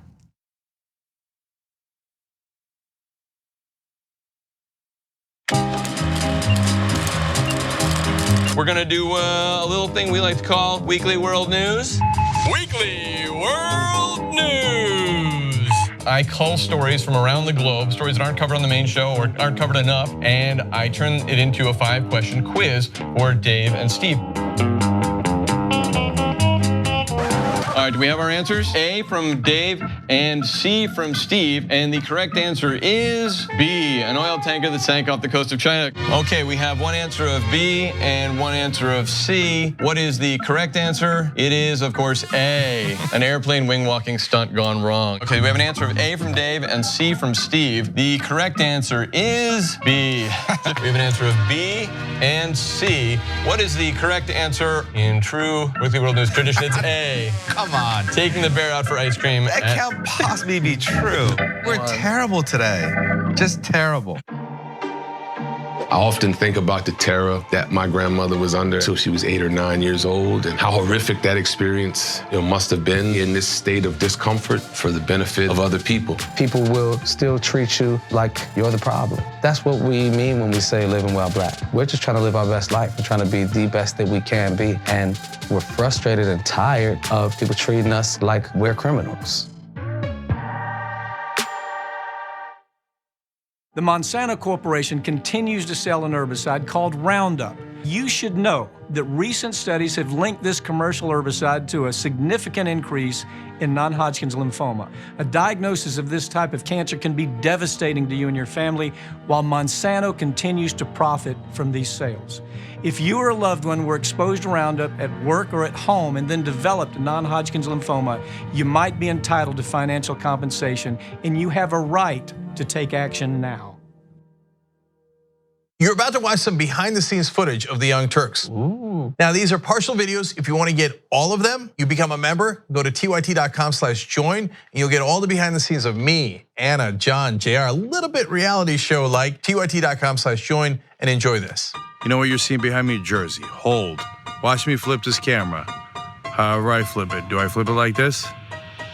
No, I just took a picture. I'm bitsing right now. What? Behind the scenes. Oh, okay. For members? I don't have my face on. She doesn't have her face on, folks. Oh, that's JR's ass right there. You can't take 5 minutes off, can you? No, I can't, Johnny Pie. I said it was live stream, but I was lying. It's not a live stream. It's just for members. Bitsy, this is my cat. You know what his name is? Kiki Cat. Animals are innocent. Control room and the insanity is obviously there. Right now, as you can see, I'm directing or tech directing. I'm so happy to be here. This is what like a Labor Day beard looks like for Cenk. Man, you're a Young Turks viewer if you recognize me like this. Oh, thank you. You are the one person in my life I would love to meet. What's going on, guys? This is a Bitsy or a BTS or behind the scenes with Hassan Piker, AKA Woke Bay. Oh, hi, I didn't see you there. I have finished my show, The Damage Report, and now I get into a really awkward time of the day. When I'm sitting, the control room is right there. So I can see Bart. This is the Pittsburgh office, by the way. I refer to often as the boiler room. You see how it's ripped? Is it super unprofessional to wear that at a business meeting? Or am I like cool, rebel? I just finished doing the power panel and I'm fired up. What do you do for TYT? Not a whole lot. If you're frantically tweeting at us that something's broken, thank you, because I'm fixing it. And thank you for being a TYT member. Super last thing, because there's always got to be a super last thing. Oh, that was disastrous. This has been behind the scenes, behind the scenes.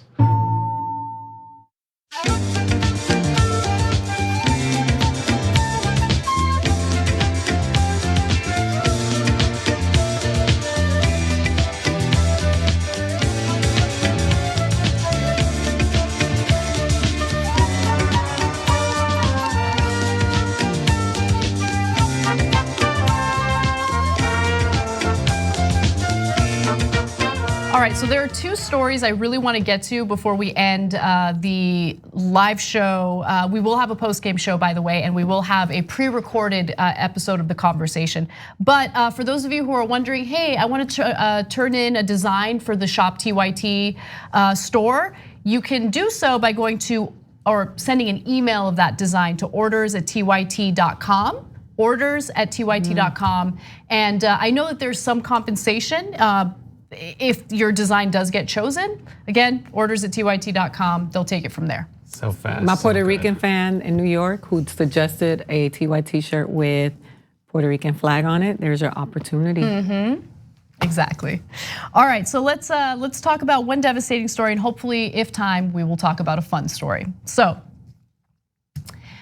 ICE had conducted a sting operation that basically encouraged students, possible students from India, to come into the country and get an education from a fake university that was set up by ICE.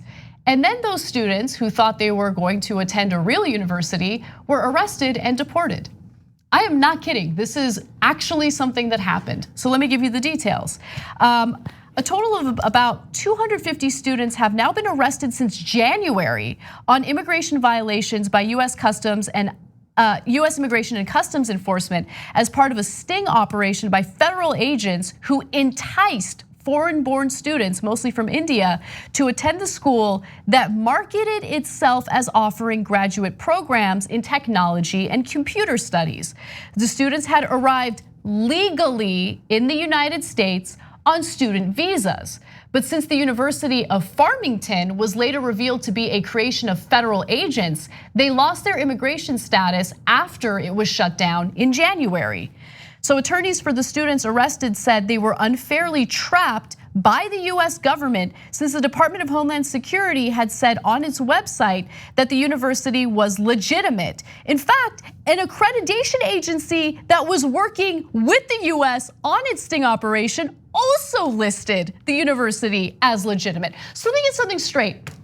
Here are potential students in India, and they get recruited, and the recruiters tell them, hey, there's this great opportunity in the United States. You get to go to a university, it's accredited, here's the evidence, right? Accredited university, go get your education, why not? So hundreds of students do that, okay? They pay tuition. The tuition was $12,000 a year. And then it turns out that it's just a sting operation by ICE. By the way, they collected that money. They collected that money from the students. And then these people get arrested and deported back to India. This is insane. Setting up a fake university like that to entrap people who are just seeking an education seems like the kind of thing that you should get arrested for. Setting up a fake university, that's insane to me. Yeah. Where does that money go? In their pockets, in the federal government's pockets, in ICE's pockets. It's disgusting. Isn't there like an international organization that's supposed to intercede when countries do stuff that is unethical? And at this point, I feel like Guy Smiley in Sesame Street, with the piano. This is how I feel about America. Put Twinkle, Twinkle. He's like, no. That's not how it's supposed to go. I mean, we've talked about this before the show. At this point, it's like it's coming from all angles, and it's like that's corruption. That's horrible. But I mean, these license plates ain't gonna make themselves. Like, what? How is this possible? It disproves their theory about what immigrants are like. That's a good point. Right? Like their theory is that they're coming here and they're doing terrible stuff. And then to catch evil immigrants, you set up a school that they're looking to get education from? These are explicitly, by the way, the ones that President Trump said he wants, right? He wants the smart ones, the ones who are coming to do engineering, bring them here. We want the best people. He wants the best people. I thought this is who you wanted. This is so sick. I mean, this was part of it's like a money-making scheme, really. It is, right? It's just part of the hustle. And so ICE has responded to, the Department of Homeland Security has responded to people who have criticized the sting operation, legitimately criticized it. And the response has been, well, They should have known it was a fake university because there was no campus, there were no teachers, there were no professors. But here's the thing. Many of those students actually came here and then they realized, wait, what's going on here? I thought this was an accredited university, and they actually transferred out of it into a legitimate, real accredited university. And you wanna know what happened to them? They got deported. They got arrested and deported. So I don't understand. Look, elections matter, guys. Elections matter. The lesser of two evils. I know people get irritated when Jake says this, but it's true. The lesser of two evils is still less evil, okay? I mean, well, are we having a discussion right now? Like they're like victimizing people everywhere, okay? Yeah. And you can't compartmentalize these things. You don't care about India, you don't care about immigrants. You can go ahead and brush off whatever to justify your stupid decision, okay? And your stupid justification for either staying home or voting for someone who had no chance.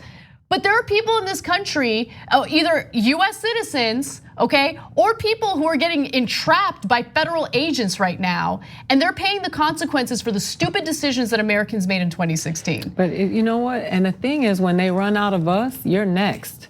So if you think that this is just the corrupted minds that think about hustling and taking advantage of people are no respecter of persons. Those are just the most vulnerable of us at this point. But that's just how corrupted. Listen, the wine, the college, Russia, Congress, the Constitution, the environment, the genocide in Yemen. I mean, all the things that you guys were concerned about when it came to Hillary Clinton, Trump did that tenfold. It's all tenfold, a hustle. Okay? All a hustle.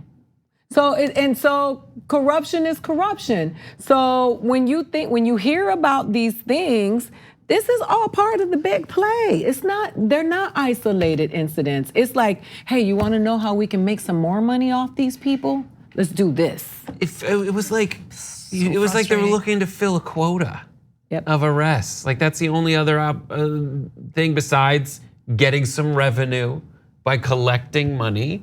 Like that's it. That's like if you went to the supermarket and they were like, hey, it's $6 for this salad.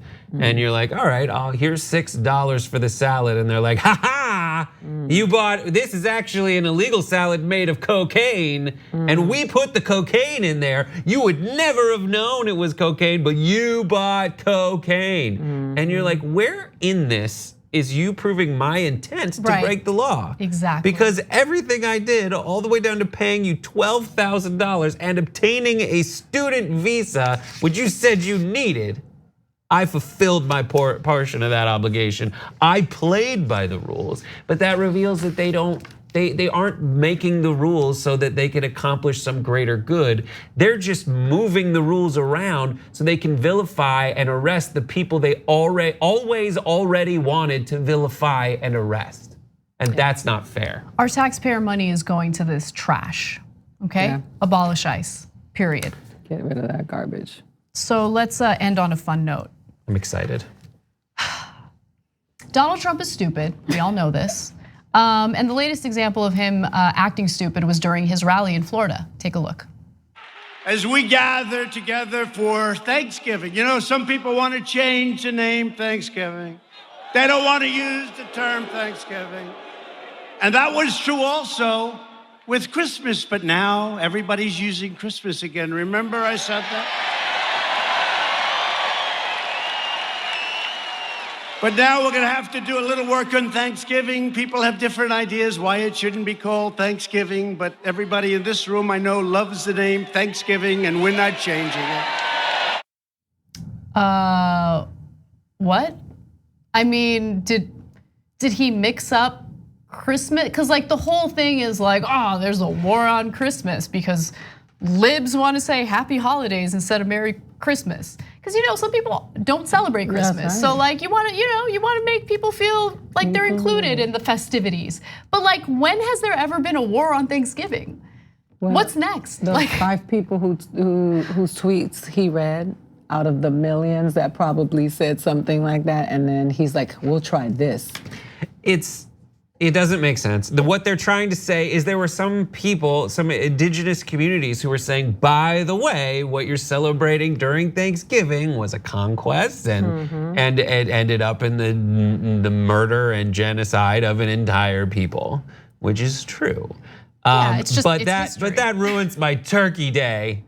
And there was a hashtag maybe once where someone was like other more appropriate days for Thanksgiving, from the perspective of someone who did not have such a great time and that's an intentional hyperbole, as a result of what happened in the wake of colonizing America. Yeah, but like, look. When it's inconvenient, I want cranberries on. No, but you're right. You're right, and it's just history, right? That is what has happened in this country. So like, I haven't seen a single person say, we should not celebrate Thanksgiving, because the fact of the matter is the meaning of Thanksgiving has obviously changed. Like, people have, when they think of Thanksgiving, they think of it as, I want to be grateful for the people around me and show appreciation for the people around me. It's not actually celebrating what happened in this country. We're not dressing like pilgrims. Right, and so like, my point is, look, this place that we work at is very progressive.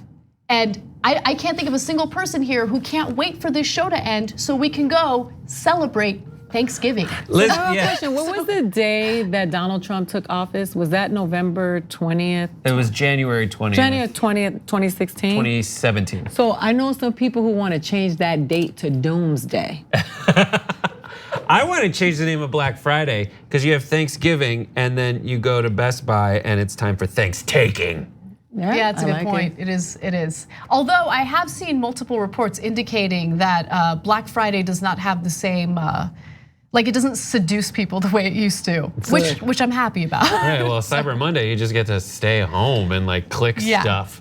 But yeah, at the same, I don't even know. This is one of those things where you sit there and you go like, he says so much insane stuff at his rallies and he's working on his tight hour and 15 minutes. Yeah, so it's a comedy set. And you know what, I like the way he whispered it into the microphone. He said, "Good, trying to take your Thanksgiving, Florida." And then they sat there with those hats that they paid for, continuously putting money in his pockets. Look how much money he made off of those dummies. They are all, look at the shirts, the merch, it's branding, it's stand-up comedy, it is marketing. It's no different, it's just another part of the hustle. He called it homecoming. Another thing he did, he also unsolicited during this, denied having a heart attack when he had to go to the thing, and then referred to his chest as a gorgeous chest. Oh, come on. The same day he tweeted out, maybe it was the day before, he tweeted out a picture of him as Rocky Balboa. They pardoned the wrong turkey.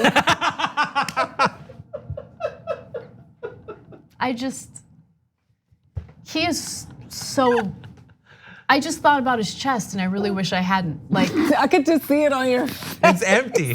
Her face was just like, what'd you do? No one's interested in your saggy titties, okay? Like, no one. It is not a beautiful chest. Yeah. Sorry to leave you with that, but you guys, we're so grateful for you. Thank you so much for watching this show. If you're not a member, you're not gonna get the post game. There is a conversation right after this, but I just wanted to tell you guys that we're appreciative. We love you. Thank you so much. And Happy half hour this week is an old episode, but Kate Flannery, Meredith from The Office, check it out this Friday. All right. Magoobies this weekend. Let's do this, Baltimore. All right, the conversation is next. Thanks, guys.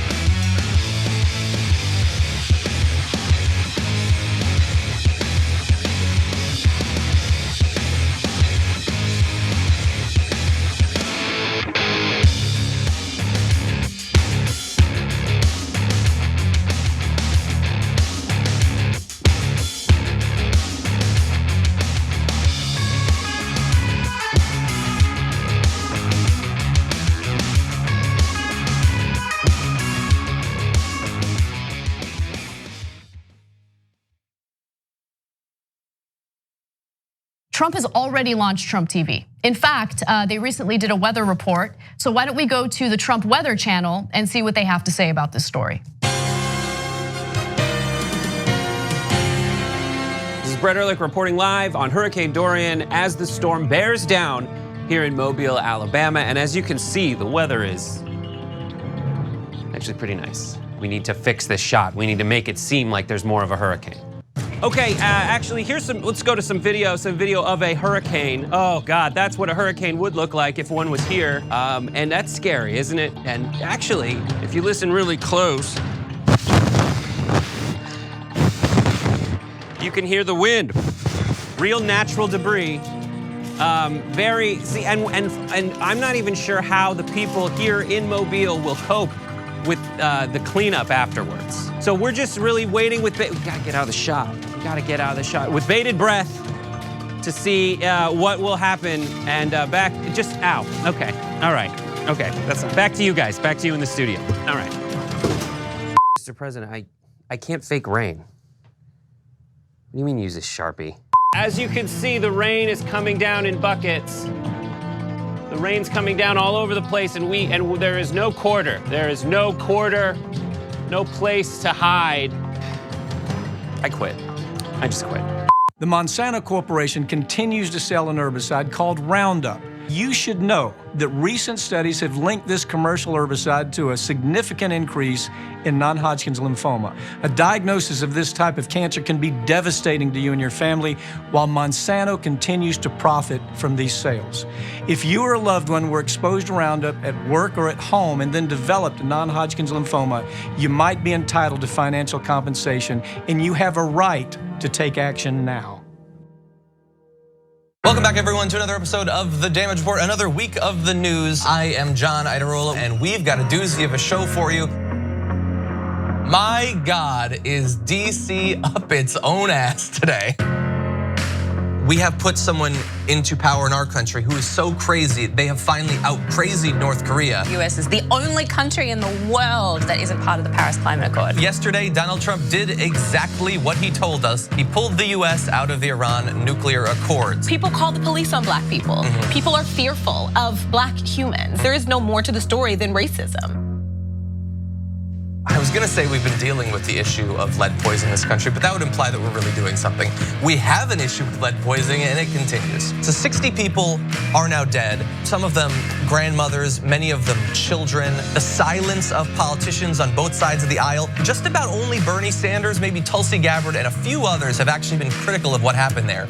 And the rest are cowards hiding behind silence, refusing to admit what happened yesterday. We have to be able to accept that we do things wrong in this country. You can fix and change things, make things even. What's great about our country, and this is a great example of it, is everybody's pissed off. This is The Damage Report, and it's all about the threats facing us each day. When something's relevant, and it's hot, and it's in the news, you're not supposed to talk about it. Can we start talking about it now?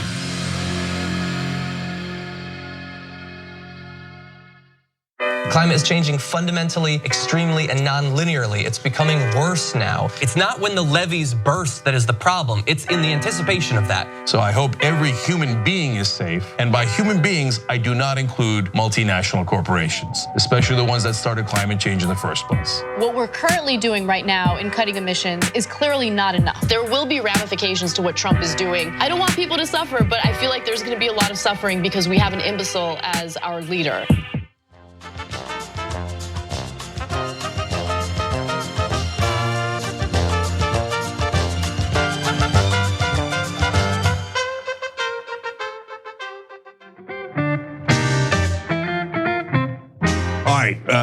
Welcome to the Young Turks. I got great interviews for you guys. You ready? Let's go to a high castle. Let's go to the man in the high castle, or at least folks that are on the show. Wyatt Price and Belle Mallory are here. Okay, fine, that's their characters' names. Okay, Jason O'Mara, Francis Turner. Thank you so much for joining us, guys. Thanks for having us. Yeah, you got fourth and final season coming up. I'm gonna get into that in a second. I'm gonna show the clips. But first, I wanna just go over this different stuff that you guys are in, because whenever I have actors on the show, I tell them like, oh my God, I love that. So Jason was on Band of Brothers. He played a bunch of really cool folks like George Washington in the History Channel's Sons of Liberty, Marvel's Agents of S.H.I.E.L.D., Jeffrey Mace, AKA the Patriot. Yeah, I like anybody with cool nicknames and loved Band of Brothers. So everybody watches different things, but I couldn't get enough of Band of Brothers. I've taken a bunch of random scenes from Band of Brothers and won't let it go. We still talk about it on the show. Like randomly, like when you guys are under fire and go forward, move forward, move forward. I don't know if you remember that scene. You probably long forgotten and you're gonna, Shatner me. It was a tiny little project here. But including police that mustache, which I could say to you. Yeah, please do. I'm Movember. So. Movember, that's okay, right? And so Francis, so not only are you leading the coolest rebellion ever against Nazis in Man in the High Castle, but you're also Paula Turner in Fox's Marvel series The Gifted. So you guys also have a Marvel connection. We do. Yeah. Oh yeah. Although I had no powers. You had no powers? I had no powers. Oh, Francis. I was the wife of the antagonist, Central Services guy. Oh, okay. We got to keep an eye on you. But I like anybody leading rebellions. Yeah. And she was also on The Gifted. Paula was kind of against what he was doing as well, so she's a fighter. A lot of fighters I play in her own way. She's a fighter. Well, Young Turks are all about fighters and all about rebellion, so I love it. Actually, before we go to the clip, Francis, so last season and now there's a rebellion led by black nationalists. Love it, okay? So wait till you see it. Yeah, well, we could use a little of that in real life, but we'll leave that aside. Anyway, but what happens for folks who haven't seen it? Well, Bell is a member of an underground black insurgent movement called the Black Communist Rebellion, and they have a very specific goal. They're fighting for their own homeland, their own territory, freedom from imperialism and Nazism. So they have a very specific goal in mind, which is really to be left alone by everyone. Mm-hmm. And then that you see them go on that journey and how that morphs and who they need to, partner with along the way, and where that ends up. So for the folks who don't know, Man in the High Castle is an alternate history where the Nazis have won. So that's trippy. Jason, what are the feelings I mean, it's a funny question, but I really, what are the feelings you get out of actually being in the show? Because it's kind of, it's spooky, it's chilling, but you're knee deep in it. Yeah, I mean, I play a character who's when we first meet him in season 3 is sort of playing both sides against the middle. So he's a survivor who's learned survival tools, and he's trying to, I wouldn't say profit, but certainly trying to thrive in a very hostile environment. And he's moved to the neutral zone, so that's neither the Nazi area or the Japanese imperial area. It's like right in the middle, and so he's left the fight behind him. Once he meets this woman, Juliana, it sort of reignites something in him, and he wants to pick up the fight again. So in answer to your question, I think as it progresses and he gets more invested, I got more invested myself as an actor. And by the end, when we get to season 4, and specifically toward the end, the last few episodes, it gets dark before it gets lighter. And it got quite difficult, I have to say, because there were so many obstacles in their way, and it seemed impossible and hopeless. And I think it's probably a testament to the human spirit, and that's that kind of story where somehow they were able to prevail and keep it together and persist. And that's the thing really that allows them to have some element of victory towards the end. So Jason, it's interesting because obviously there's stereotypes in Hollywood for certain minorities, African Americans, Latinos, Arabs, certainly Muslims, etc. But I feel like the unspoken stereotype or typecasting is wild Irishman. Like where you can't quite tell where their loyalties are. It's true in Braveheart, it's true in a lot of movies.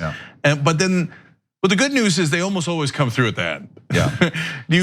Have you had that? Have you seen that in your life? I haven't. I've been very lucky. I played a lot of Americans in my career, especially since coming here, and since Band of Brothers, pretty much.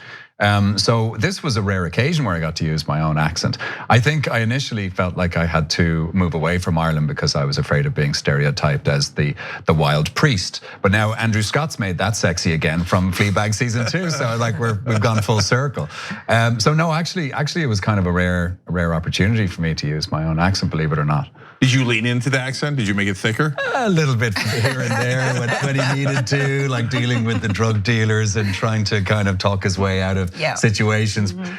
I have to talk my way into the BCR, not into the BCR, but into your favor, let's say. Into our favor, yeah. Because I need the BCR a lot more than they need me. Yeah. So he has to use anything at his disposal, any tool at his disposal. He leans into not being of the Reich or not being of the JPS. Yeah. He leans into I'm different.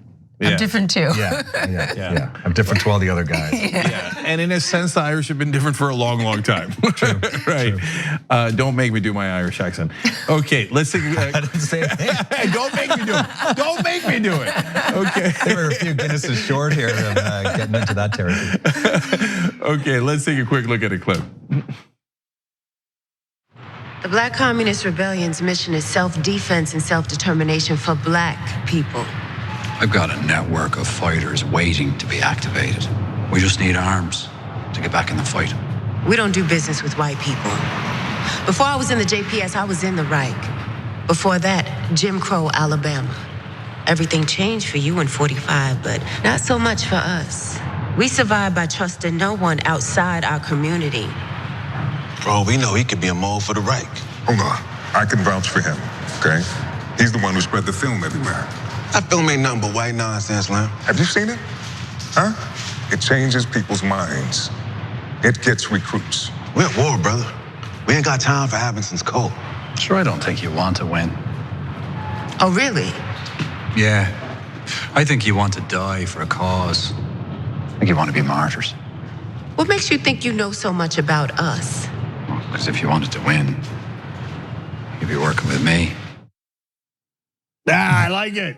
We teed that clip up pretty well, didn't we? We did. Look at that. And we're all smooth here. As you can see, it's a pretty uneasy alliance. Yes. You can call it that. Yeah. It's interesting, Francis, because look, the Watchmen on HBO now has a similar theme as the one that was just mentioned in that clip, which is in that show, the Nazis drop leaflets on African American soldiers that are coming to fight against them, saying, America's not really on your side.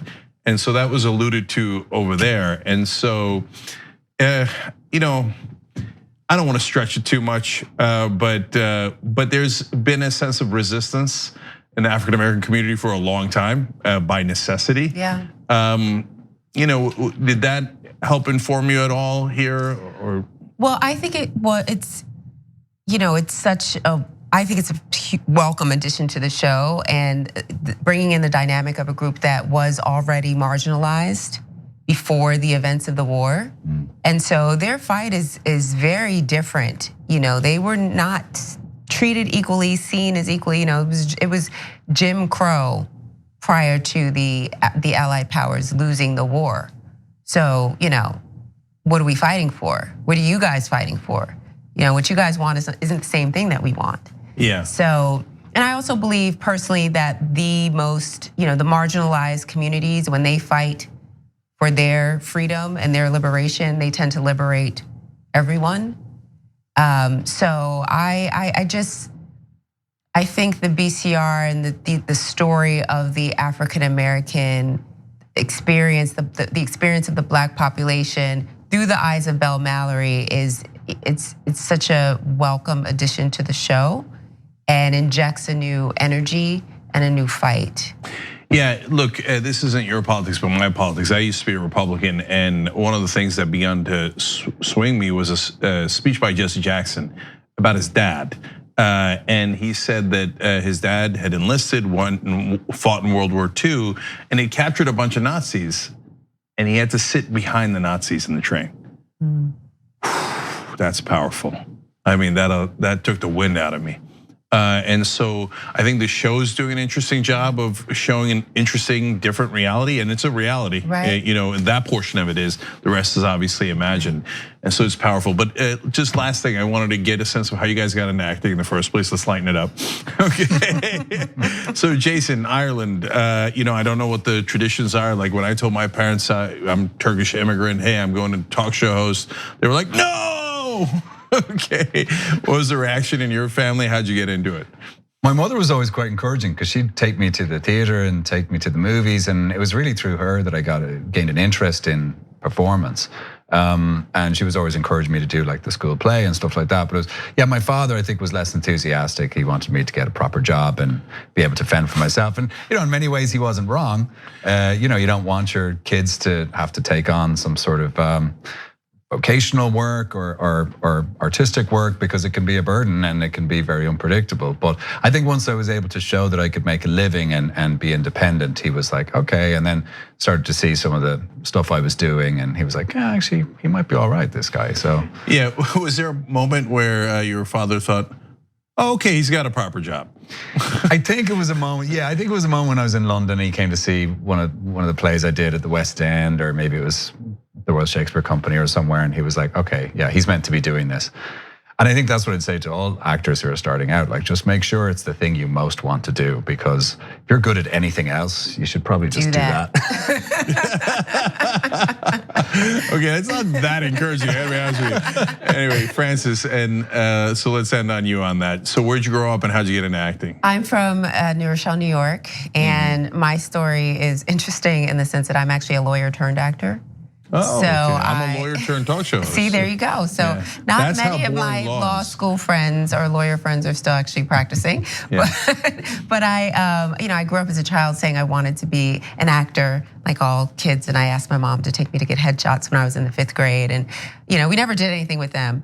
But academics took over. I come from an academic family, and I went to Cornell undergrad. I went to Georgetown Law School. I practiced at very big law firm in Manhattan, practicing corporate law, and I knew that wasn't what I wanted to do for the rest of my life. I was a good lawyer, but I wasn't passionate enough about it to work the way lawyers work and maintain that lifestyle of working all the time. And so I said, well, I'll figure out what I want to do next as a lawyer. Let me get back to that creative side that I hadn't been nurturing, right? Because I didn't have the time to, and just confluence of events led me to a woman named Susan Batson, who's Nicole Kidman's coach and still her coach, and she's worked with a lot of just fabulous actors. And I found my way to her studio in New York City, and she changed my life.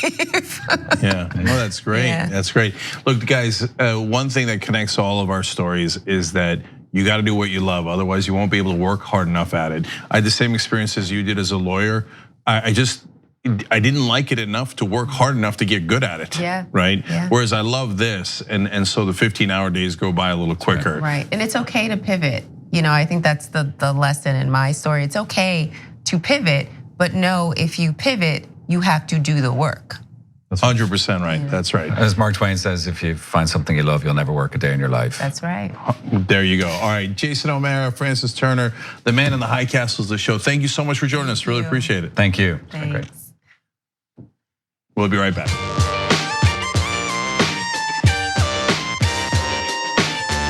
All right, welcome back to the Young Turks.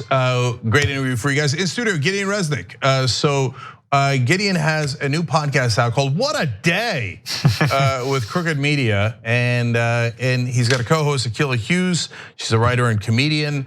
So Gideon, welcome. And tell me, what is What a Day? Yeah, effectively it's a 15-minute daily news podcast. We're trying to basically get everybody up to speed on everything without it being really dour, and without necessarily having to come at it from a sort of DC punditry angle where we have to be very stilted and respectful all the time. Trying to make it a little looser and have a bit more fun and sort of talk the way that other people would, talk about news as they're also processing it, but do it in an authoritative way at the same time too. Yeah, I vote against respectful, so I agree with that. So in terms of, so you've got the journalism background. You were at Daily Beast and a bunch of places, the Vice, New York Observer, Atlantic, etc. And so how much? But you can't do that much of the news in 15 minutes, right? So tell me how it's going to work. How much of the news are you guys covering, and then do you present and Nikhila responds, or how does that work? Yeah, we've been doing something slightly different basically every day that we go at it. So we're tinkering, we're in our third week on it. But essentially we pick two main stories that each of us are gonna focus on, and we'll kind of be the experts on those stories every single day. So it might be something that is like 2020 primary stuff, it might be something that is impeachment, or something that is slightly off kilter that we might not get from another show, like an affirmative action vote on the ballot in Washington State. So we get to kind of call the shots in an interesting way, and we get to approach it the way that both of us sort of want to, but still making it kind of cohesive within 15 minutes. So yeah, we're trying not to be like too scattershot and like assuming that if you listen, you're gonna get everything that you need to know, but hopefully you get the stuff that you would want to talk about the most and the stuff that is going to be relevant to the audience. So who is the intended audience? Because Crooked Media is in an interesting place, right? So we've got like us, the Young Turks, we're just for outsiders, right? Yeah. So some insiders watch to see like, hey, what's the rest of the country up to? Okay, with a skeptical eye. And then name it, Meet the Press, obviously totally for insiders, right. etc. So who are you guys going for? Both overall in Crooked Media, but specifically, obviously in One a Day. A little bit of Beltway crowd, not Beltway crowd. Yeah, I think. Honestly, I think anybody that wants to listen to it is more than welcome to. But I think my specific approach is to make it less Beltway-ish. Just because I think that the way that everyone talks about politics, especially from the world that I'm from, is very respectful of both sides and deferential to both sides in a way that sometimes the argument doesn't make sense the way that they're articulating it. You turn on Meet the Press and you're a regular viewer at home, a regular voter, and you're like, why are these guys talking in the way that they're talking? It doesn't make sense to me. So I don't necessarily think, I think that we want to capture a younger audience that views politics in the way that they're viewing it, given how they've come up. And I think that what part of that means in terms of my particular ethos is we don't necessarily have to indulge in sort of the bad faith arguments that other people might be presenting just because we feel that we have to, that we can talk more plainly if we want to talk more plainly. And so to what degree are you guys going to have a perspective? I think we have like a defined perspective. Yeah, I mean, I think a strong one in the sense that I don't want to sugarcoat things that certain people are doing, but at the same time, I want to be very clear and say when things are good or where things are bad. And I think that it's important to have an avenue where those shots can be called in a way that it is more refreshing than sort of the, not to keep using the Chuck Todd example, but the sort of, well, what are folks saying about this today? I think that one of the crucial things is having that sort of point of view guided throughout it, and a kind of morality, I guess, that's guided throughout it. So in the podcasting world, there are people to the left of us. So for example, Chapo Trap House, right? So I imagine they would be significantly to the left of you, right? And like as they're significantly to the left of us. So and not a remark on you, but a remark on them, okay? And I've had them on the show too. They're really smart guys, etc. Will you be doing any oil wrestling with them to make sure that you guys win the podcasting wars? Yeah, I mean, those guys are great. I think, if we want to do some sort of Greco-Roman wrestling type of thing in front of a live audience, that could be a lot of fun. No, I mean, in all seriousness, like I think everybody's going for slightly different goals every single day, right? Ours is sort of more, I guess, straight up newsy, and we are trying to meet that baseline of you're on your morning commute and like you genuinely might not know what is happening in the impeachment hearing for the day. So like we have to start with that meat and potatoes for you too. And then maybe if we have the time, get into a little bit more of the conversation of, like how are we feeling about the state of politics? How are we feeling about the state of the world, about climate change, about things like that? So it seems very kind of differentiated, but the more the better, the more smart people talking about things in a smart way, I think is cool. Yeah, we have a show called Damage Report, and that is, yes, it's for the Trump era, right? Every morning you wake up, you need damage report on what's happened. So is What a Day a similar reference? And so then what happens in the non-Trump era? That's a great question. I think that none of us really know what happens in the non-Trump era, right? Because we've sort of trained our brains to that reality for so long. But I mean, I think that there are issues that we have talked about and will continue to talk about that go well beyond Trump, that have existed for years in the country and will continue to exist. And I think that one of the interesting things, if you're talking strictly about presidential politics, is what does the state of media for us and for other people look like if there is a new administration next year? And I think that there has to be a level of accountability that exists, whoever it is. And I think that the role shifts, but the role is still sort of, if we were thinking that these people were promising XYZ, are they following through on their promises of XYZ? Are these issues that preceded President Trump and led to President Trump being addressed? Or are we sort of back at it again, kind of doing the same old, same old? I think that that's an interesting question that everybody in both regular media, progressive media, left of progressive media is all gonna have to sort of think through after this is all said and done. So then let's play a fun game, okay? Yeah. Quick responses, since you do have a perspective. Trump, monster, yes or no? I mean, yeah. I think that there's no real question about that, right? Like you want me to keep it short, but yeah. I mean, I think that's been proven for a long time. Okay, IQ under or over 100? Over. Really? Okay. Wow. I think he's a smart person. Oh yeah, okay, we disagree on that. That's okay. I'm just trying to find. I think it's below 70. I'm not kidding. I think it's like has like clinical issues. I think that he is exacting enough on certain things that he can. There's some intelligence there. I don't think that it is demonstrated in the way that people typically view academic intelligence, but to be able to succeed the way that he does, I think that there's something there. Yeah, I like the way that you put it, Gideon. He doesn't have traditional intelligence. Yeah. He has non-traditional intelligence. Okay, I sound like a Republican congressman. Yeah. I'm voting for no intelligence, but okay. So Nancy Pelosi, corrupt or not corrupt? That's nuanced. Okay, we don't do nuance on the show, Gideon, okay? That's for your damn show. No, I'm kidding, go ahead. I mean, it's less of a question of, you're talking about corrupted in the influence of money and the way that has influenced any politician for eons and eons. I guess in that sense, the answer would have to be yes, in terms of the actual money on the table, but in terms of like the broader definition, like on a scale versus other people, I think there's room to disagree in that sense. Okay, I get it. So, and everybody agrees, it's not corrupt like Trump's corrupt, like not personal corruption, but yeah, queen of systemic corruption, if you ask me. But that's why we're having a conversation. Okay, so the king is Mitch McConnell, obviously. Okay, so would Bernie have won in 2016? Yeah. Okay, would Bernie win in 2020? I think so. If he was the general election candidate. Yes. I think so. Yeah, I think he and I think I would say I think that most of them stand a good chance. I think that there are a couple who don't stand as good of a chance.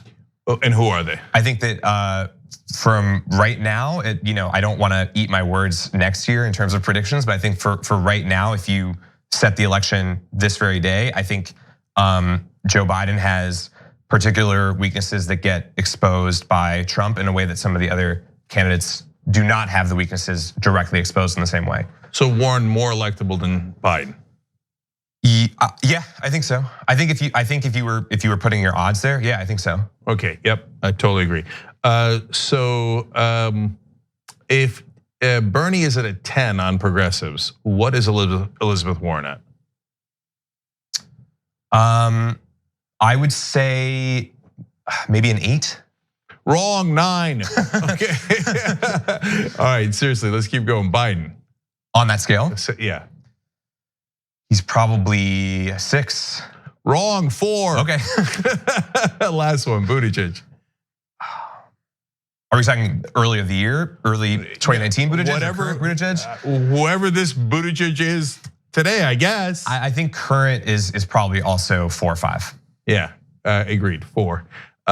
So I'm being fair. I'm not putting them at 1 or anything like that. Yeah, they have progressive positions. They don't hate black people and gay people, etc. Although Biden's still against busing, but okay. And Buttigieg has a terrible record on African Americans in South Bend. But anyway, you see my point. Right. Okay, all right. Look, it's gonna be a fun show called What a Day. It's on Crooked Media, so people can check it out on crooked.com. That's a good way to go to it. Yeah, or Apple Podcasts, Spotify, etc., wherever people are listening to podcasts these days. Yeah. All right, Gideon Resnick, thanks for joining us. Yeah, man. thank you so much. Thank you.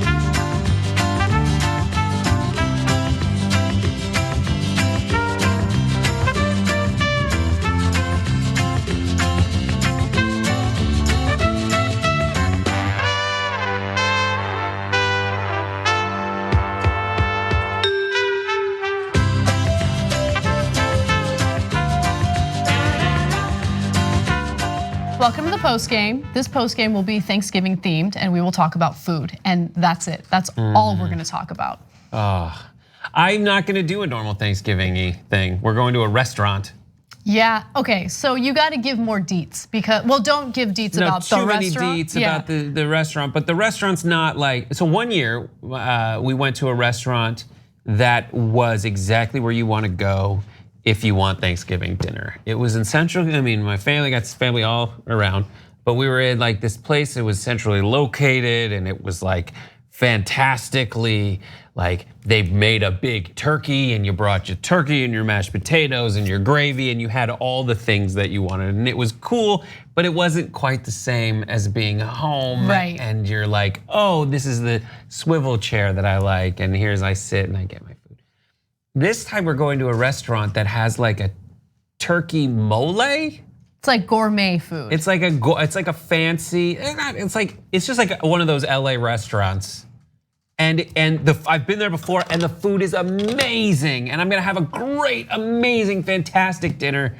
And then maybe when I go home, I'm gonna go like stop by the grocery store and get like those dehydrated. I'm salivating. Those dehydrated mashed potatoes and a jar of like gloppy gravy, and just do both. And that's it. So I'm gonna have a fantastic dinner, but it will leave me wanting Thanksgiving. I hear you, yeah. Go do that. I would feel the same way. I remember one year, like my mom always does the Thanksgiving dinner, with the exception of last year. I did it, but she taught me how to do the turkey the way she does it, and it's amazing. Like she does something. What does she do? She just puts a lot of butter under the skin, like a under lot. the skin. Yeah, you're supposed to. It's so good. Oh yeah. But she also does like the seasonings. It's her own like little special recipe. But anyway, there was one year where my sister-in-law's family hosted, and it was like a traditional Thanksgiving dinner with like all the stuff. But like you're right, even so, like his stomach just growled so loudly. And when your stomach growls, it's just one part of your body farting into another part of your body. It's true. It's true. And that's what happened. And luckily, that's right around where the microphone is. It happens to Cenk a lot. I don't know if the mic picks it up, but and whenever I hear that noise, I'm like, he's gonna get distracted. Like he's hungry and he's gonna lose his focus. But anyway, yeah, I just remember thinking like, this is nice, but it sucks. Like I wanna be home. It's just a different feeling because like it's a tradition. Like the thing that you mentioned about the swivel chair, it's so true. We all have our little thing that like makes us feel nice inside, yeah. But yeah, so what are your like staple Thanksgiving foods? There's a lot. Okay, so for me, the big thing is my mom's turkey, but she doesn't do a traditional stuffing. Her stuffing is like a dirty rice. Is it called dirty rice? Yeah, dirty rice stuffing. Worm rice, because it's got like the little, it's like wild rice, right? Yeah, and she does, but she has like, again, like she has her own twist on everything. So it's dirty rice, but she uses pine nuts in there, like toasted pine nuts, and it's so good. Like I have fantasies about it. I know, it's. Damn. Yeah. Does it go in the bird or is it just like on the bird? Wow. Yeah, it's really good. And then it like soaks up all that butter. So it's like perfect. And then I don't know, I think you're supposed to only use cranberry sauce on like maybe just the turkey, but I put it on everything. Yeah, that's fine. I love it. I love cranberry sauce. Cranberry sauce is fantastic. For us, there was always, so there's like a Protestant I don't know I think this is for Thanksgiving. There's a Protestant contingent of the family. And they like mayonnaise very much. And we would have like a coleslaw situation. There would be like a macaroni salad situation. Oh, I love macaroni salad. I do. That's kind of Jewishy too. I don't understand people who don't. Yeah. Macaroni salads, like little macaronis. Elbow macaroni. Oh, ours was like the it's like orzo or something. It's like this tall. If you sit it down, they all stand up, and they're wider than your normal macaroni. And there's no this. Oh. And you just like make a little suction between the top and the bottom on your mouth. And it's got like sweet pickles in it and like little bits of it's so good. So we would do that, but like. There is the generation, my grandmother's generation was, if occasionally on BuzzFeed, like it says like, here are casseroles from the aughts. Yeah. And it's always like you take like a Campbell's soup thing of cream of mushroom soup and like 40 sticks of butter and like 2 potatoes. And this is your potato casserole. And the best part is on top, you take like Special K. Not the drug. The drug? Oh, no, like oh, that sounds fun. My grandma's like, take some ketamine, kids. Put this on your mouth and let it dissolve. No, not that. Yeah. But you put like flakes on top, corn flakes on top, and then you drizzle them in butter and put them in the oven, and they get all like crispy. And it's just like the most terrible for you carb dose that you could possibly imagine. And that's in addition to mashed potatoes. You would have the potato casserole. Like it's an active salivation. Oh God, I know, right I'm salivating just thinking about it. Good God. You know what's underrated? Pasta with butter. Do you guys ever eat that?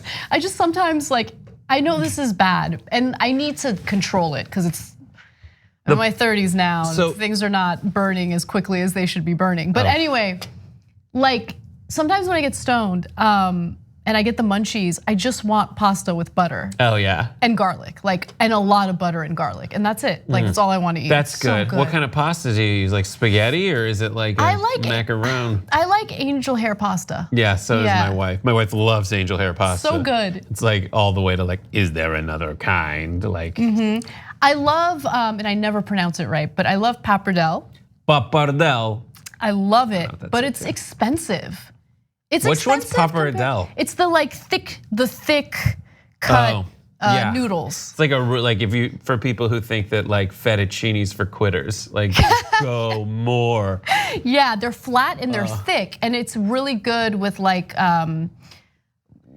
Why is any like a short rib sauce with butter? Edwin says with butter. Just say butter. Oh, with a short rib sauce. Yeah.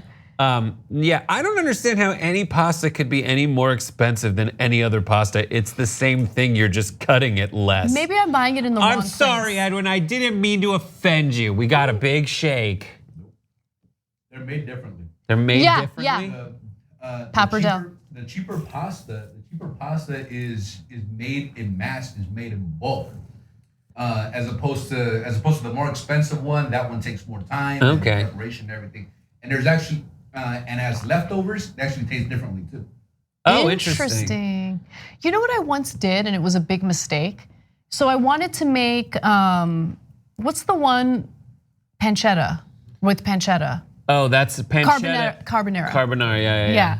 So I wanted to make that, and I bought the pasta. I think it's like tortoni or whatever. Yeah, I know what you're that's talking like kind of soft. It was mush. It was mushy pasta. It was not. Yes, dude, it is cheap. I have a friend whose last name is Melchiore, and she posted something on Instagram of making her own pasta. And I was like, dude, is this as easy as you make it look? And she's like, yeah, you just have to do these 4 things, and she told me them. It's all about tools. I was like, yeah, I can totally do that, because everyone who's watched like any like foodie movie where like they make it with love, it's just like a pile of damn like flour, and then they put eggs in the middle, and then they just start doing this. And you have to do this for like 2 hours. Yeah. The doing that is not fun. Yeah. Have you ever made pasta? No, because I will go through the torture of making something like from scratch if it's something that I'm like super passionate about. And like I love pasta, but I'm fine with store-bought pasta. Like I'm not obsessed with like, it's gotta be the freshest, and like I gotta make it my Cuban pastries I make from scratch. Oh dang. And that like is worth it. Like for me, that's worth it. Good for you. So I'm actually making that for Thanksgiving. I'm gonna go home tonight and get started. Holy crap. Yeah, so I'm gonna make Cuban pastries, cornbread. There's like a coffee cake that I've been wanting to try, so I'm gonna make that. And then there was one other thing. Why is coffee cake any thicker than this? Because people make, there's this place in NorCal called Hobie's, and they have the best coffee cake, but I just want the top. I just want the part with the cinnamon sugar on top and like So a couple good. blueberries in there. I like the cake. What the no? I like the cake part. This is I like this, it thick. Yeah, you do. And then I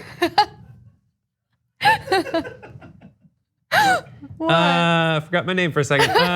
But no, like this part is wasted. And it's like no one really needs that. You just want the part with like the floofies on top. I like the floofies, but it's balanced, right? Like I think that a thick cake with the floofies on top is perfect. All right. And it's gotta be moist. Yeah. Oh God, you can cut this Hobie stuff. You could just with your finger, and it just goes all the way through and just. Caramelized onion dip. That is the 4th thing I'm gonna make. What? Yeah. Caramelized onion dip is. Oh. And I add extra Gruyere cheese to it. How is that? Gruyere. How do you pronounce it? I don't even know. How do you pronounce that cheese? You can't. We can't. You have to be from Switzerland or wherever. Gruyere. C'est la Gruyere. Yeah, that's it. That's what I'm gonna do. Oh my God. Can't wait. I love cooking. I actually, I didn't realize how much I like cooking until it was too late. Like I became a career woman, and I'm like, damn it. Like You should have gone into the culinary arts. No, I should have been a stay-at-home wife. I'd love to stay at home and like have a guy take care of me, and I'll just cook all day. Like that sounds awesome. Yeah. The thing is, like, it sucks because I have like other talents, you know? Yeah, and passions. I'd assume it seems like that's what drives you to want to. Like it seems like you want to do that. That's true. But it does sound like when I was freelance for everything. Yeah. I would. There were times when I was like, I didn't get out of bed today. Like I just stayed here. I did nothing all day. It was great for a minute. Yeah, I would get antsy. And then it was just like I need to do something. I need I need to get out of bed, number one, and do things. And now sometimes like my wife, she stays home a lot and doesn't go anywhere because of the nature of her employment. And so I get home and it's like she feels guilty that she didn't do anything today, and I did so much.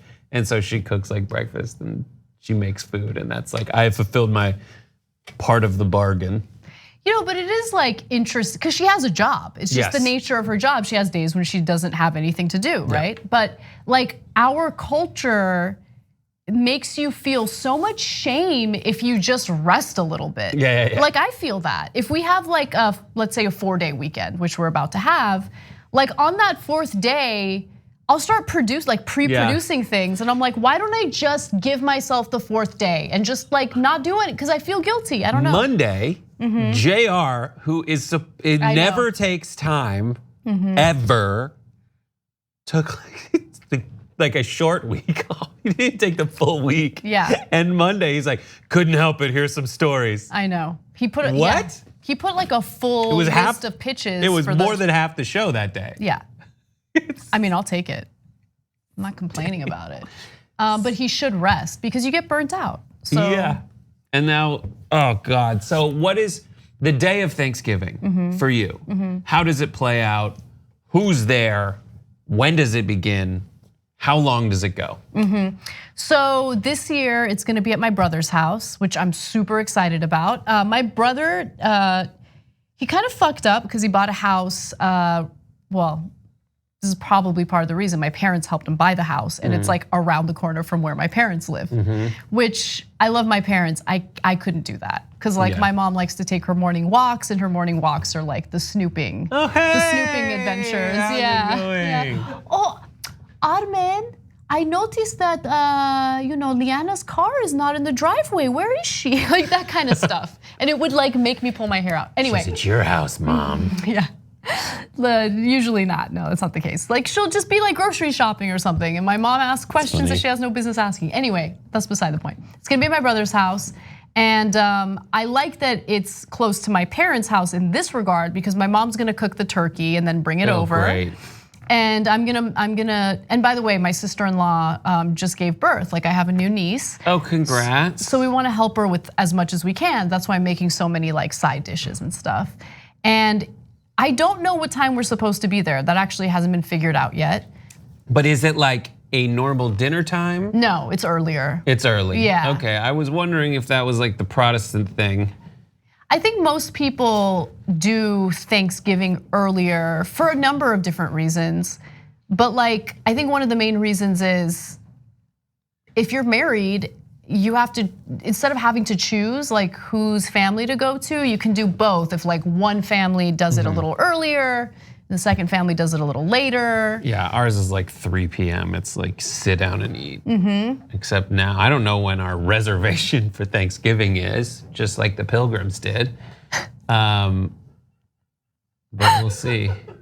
Bad. Yeah, we'll see. I don't know, man.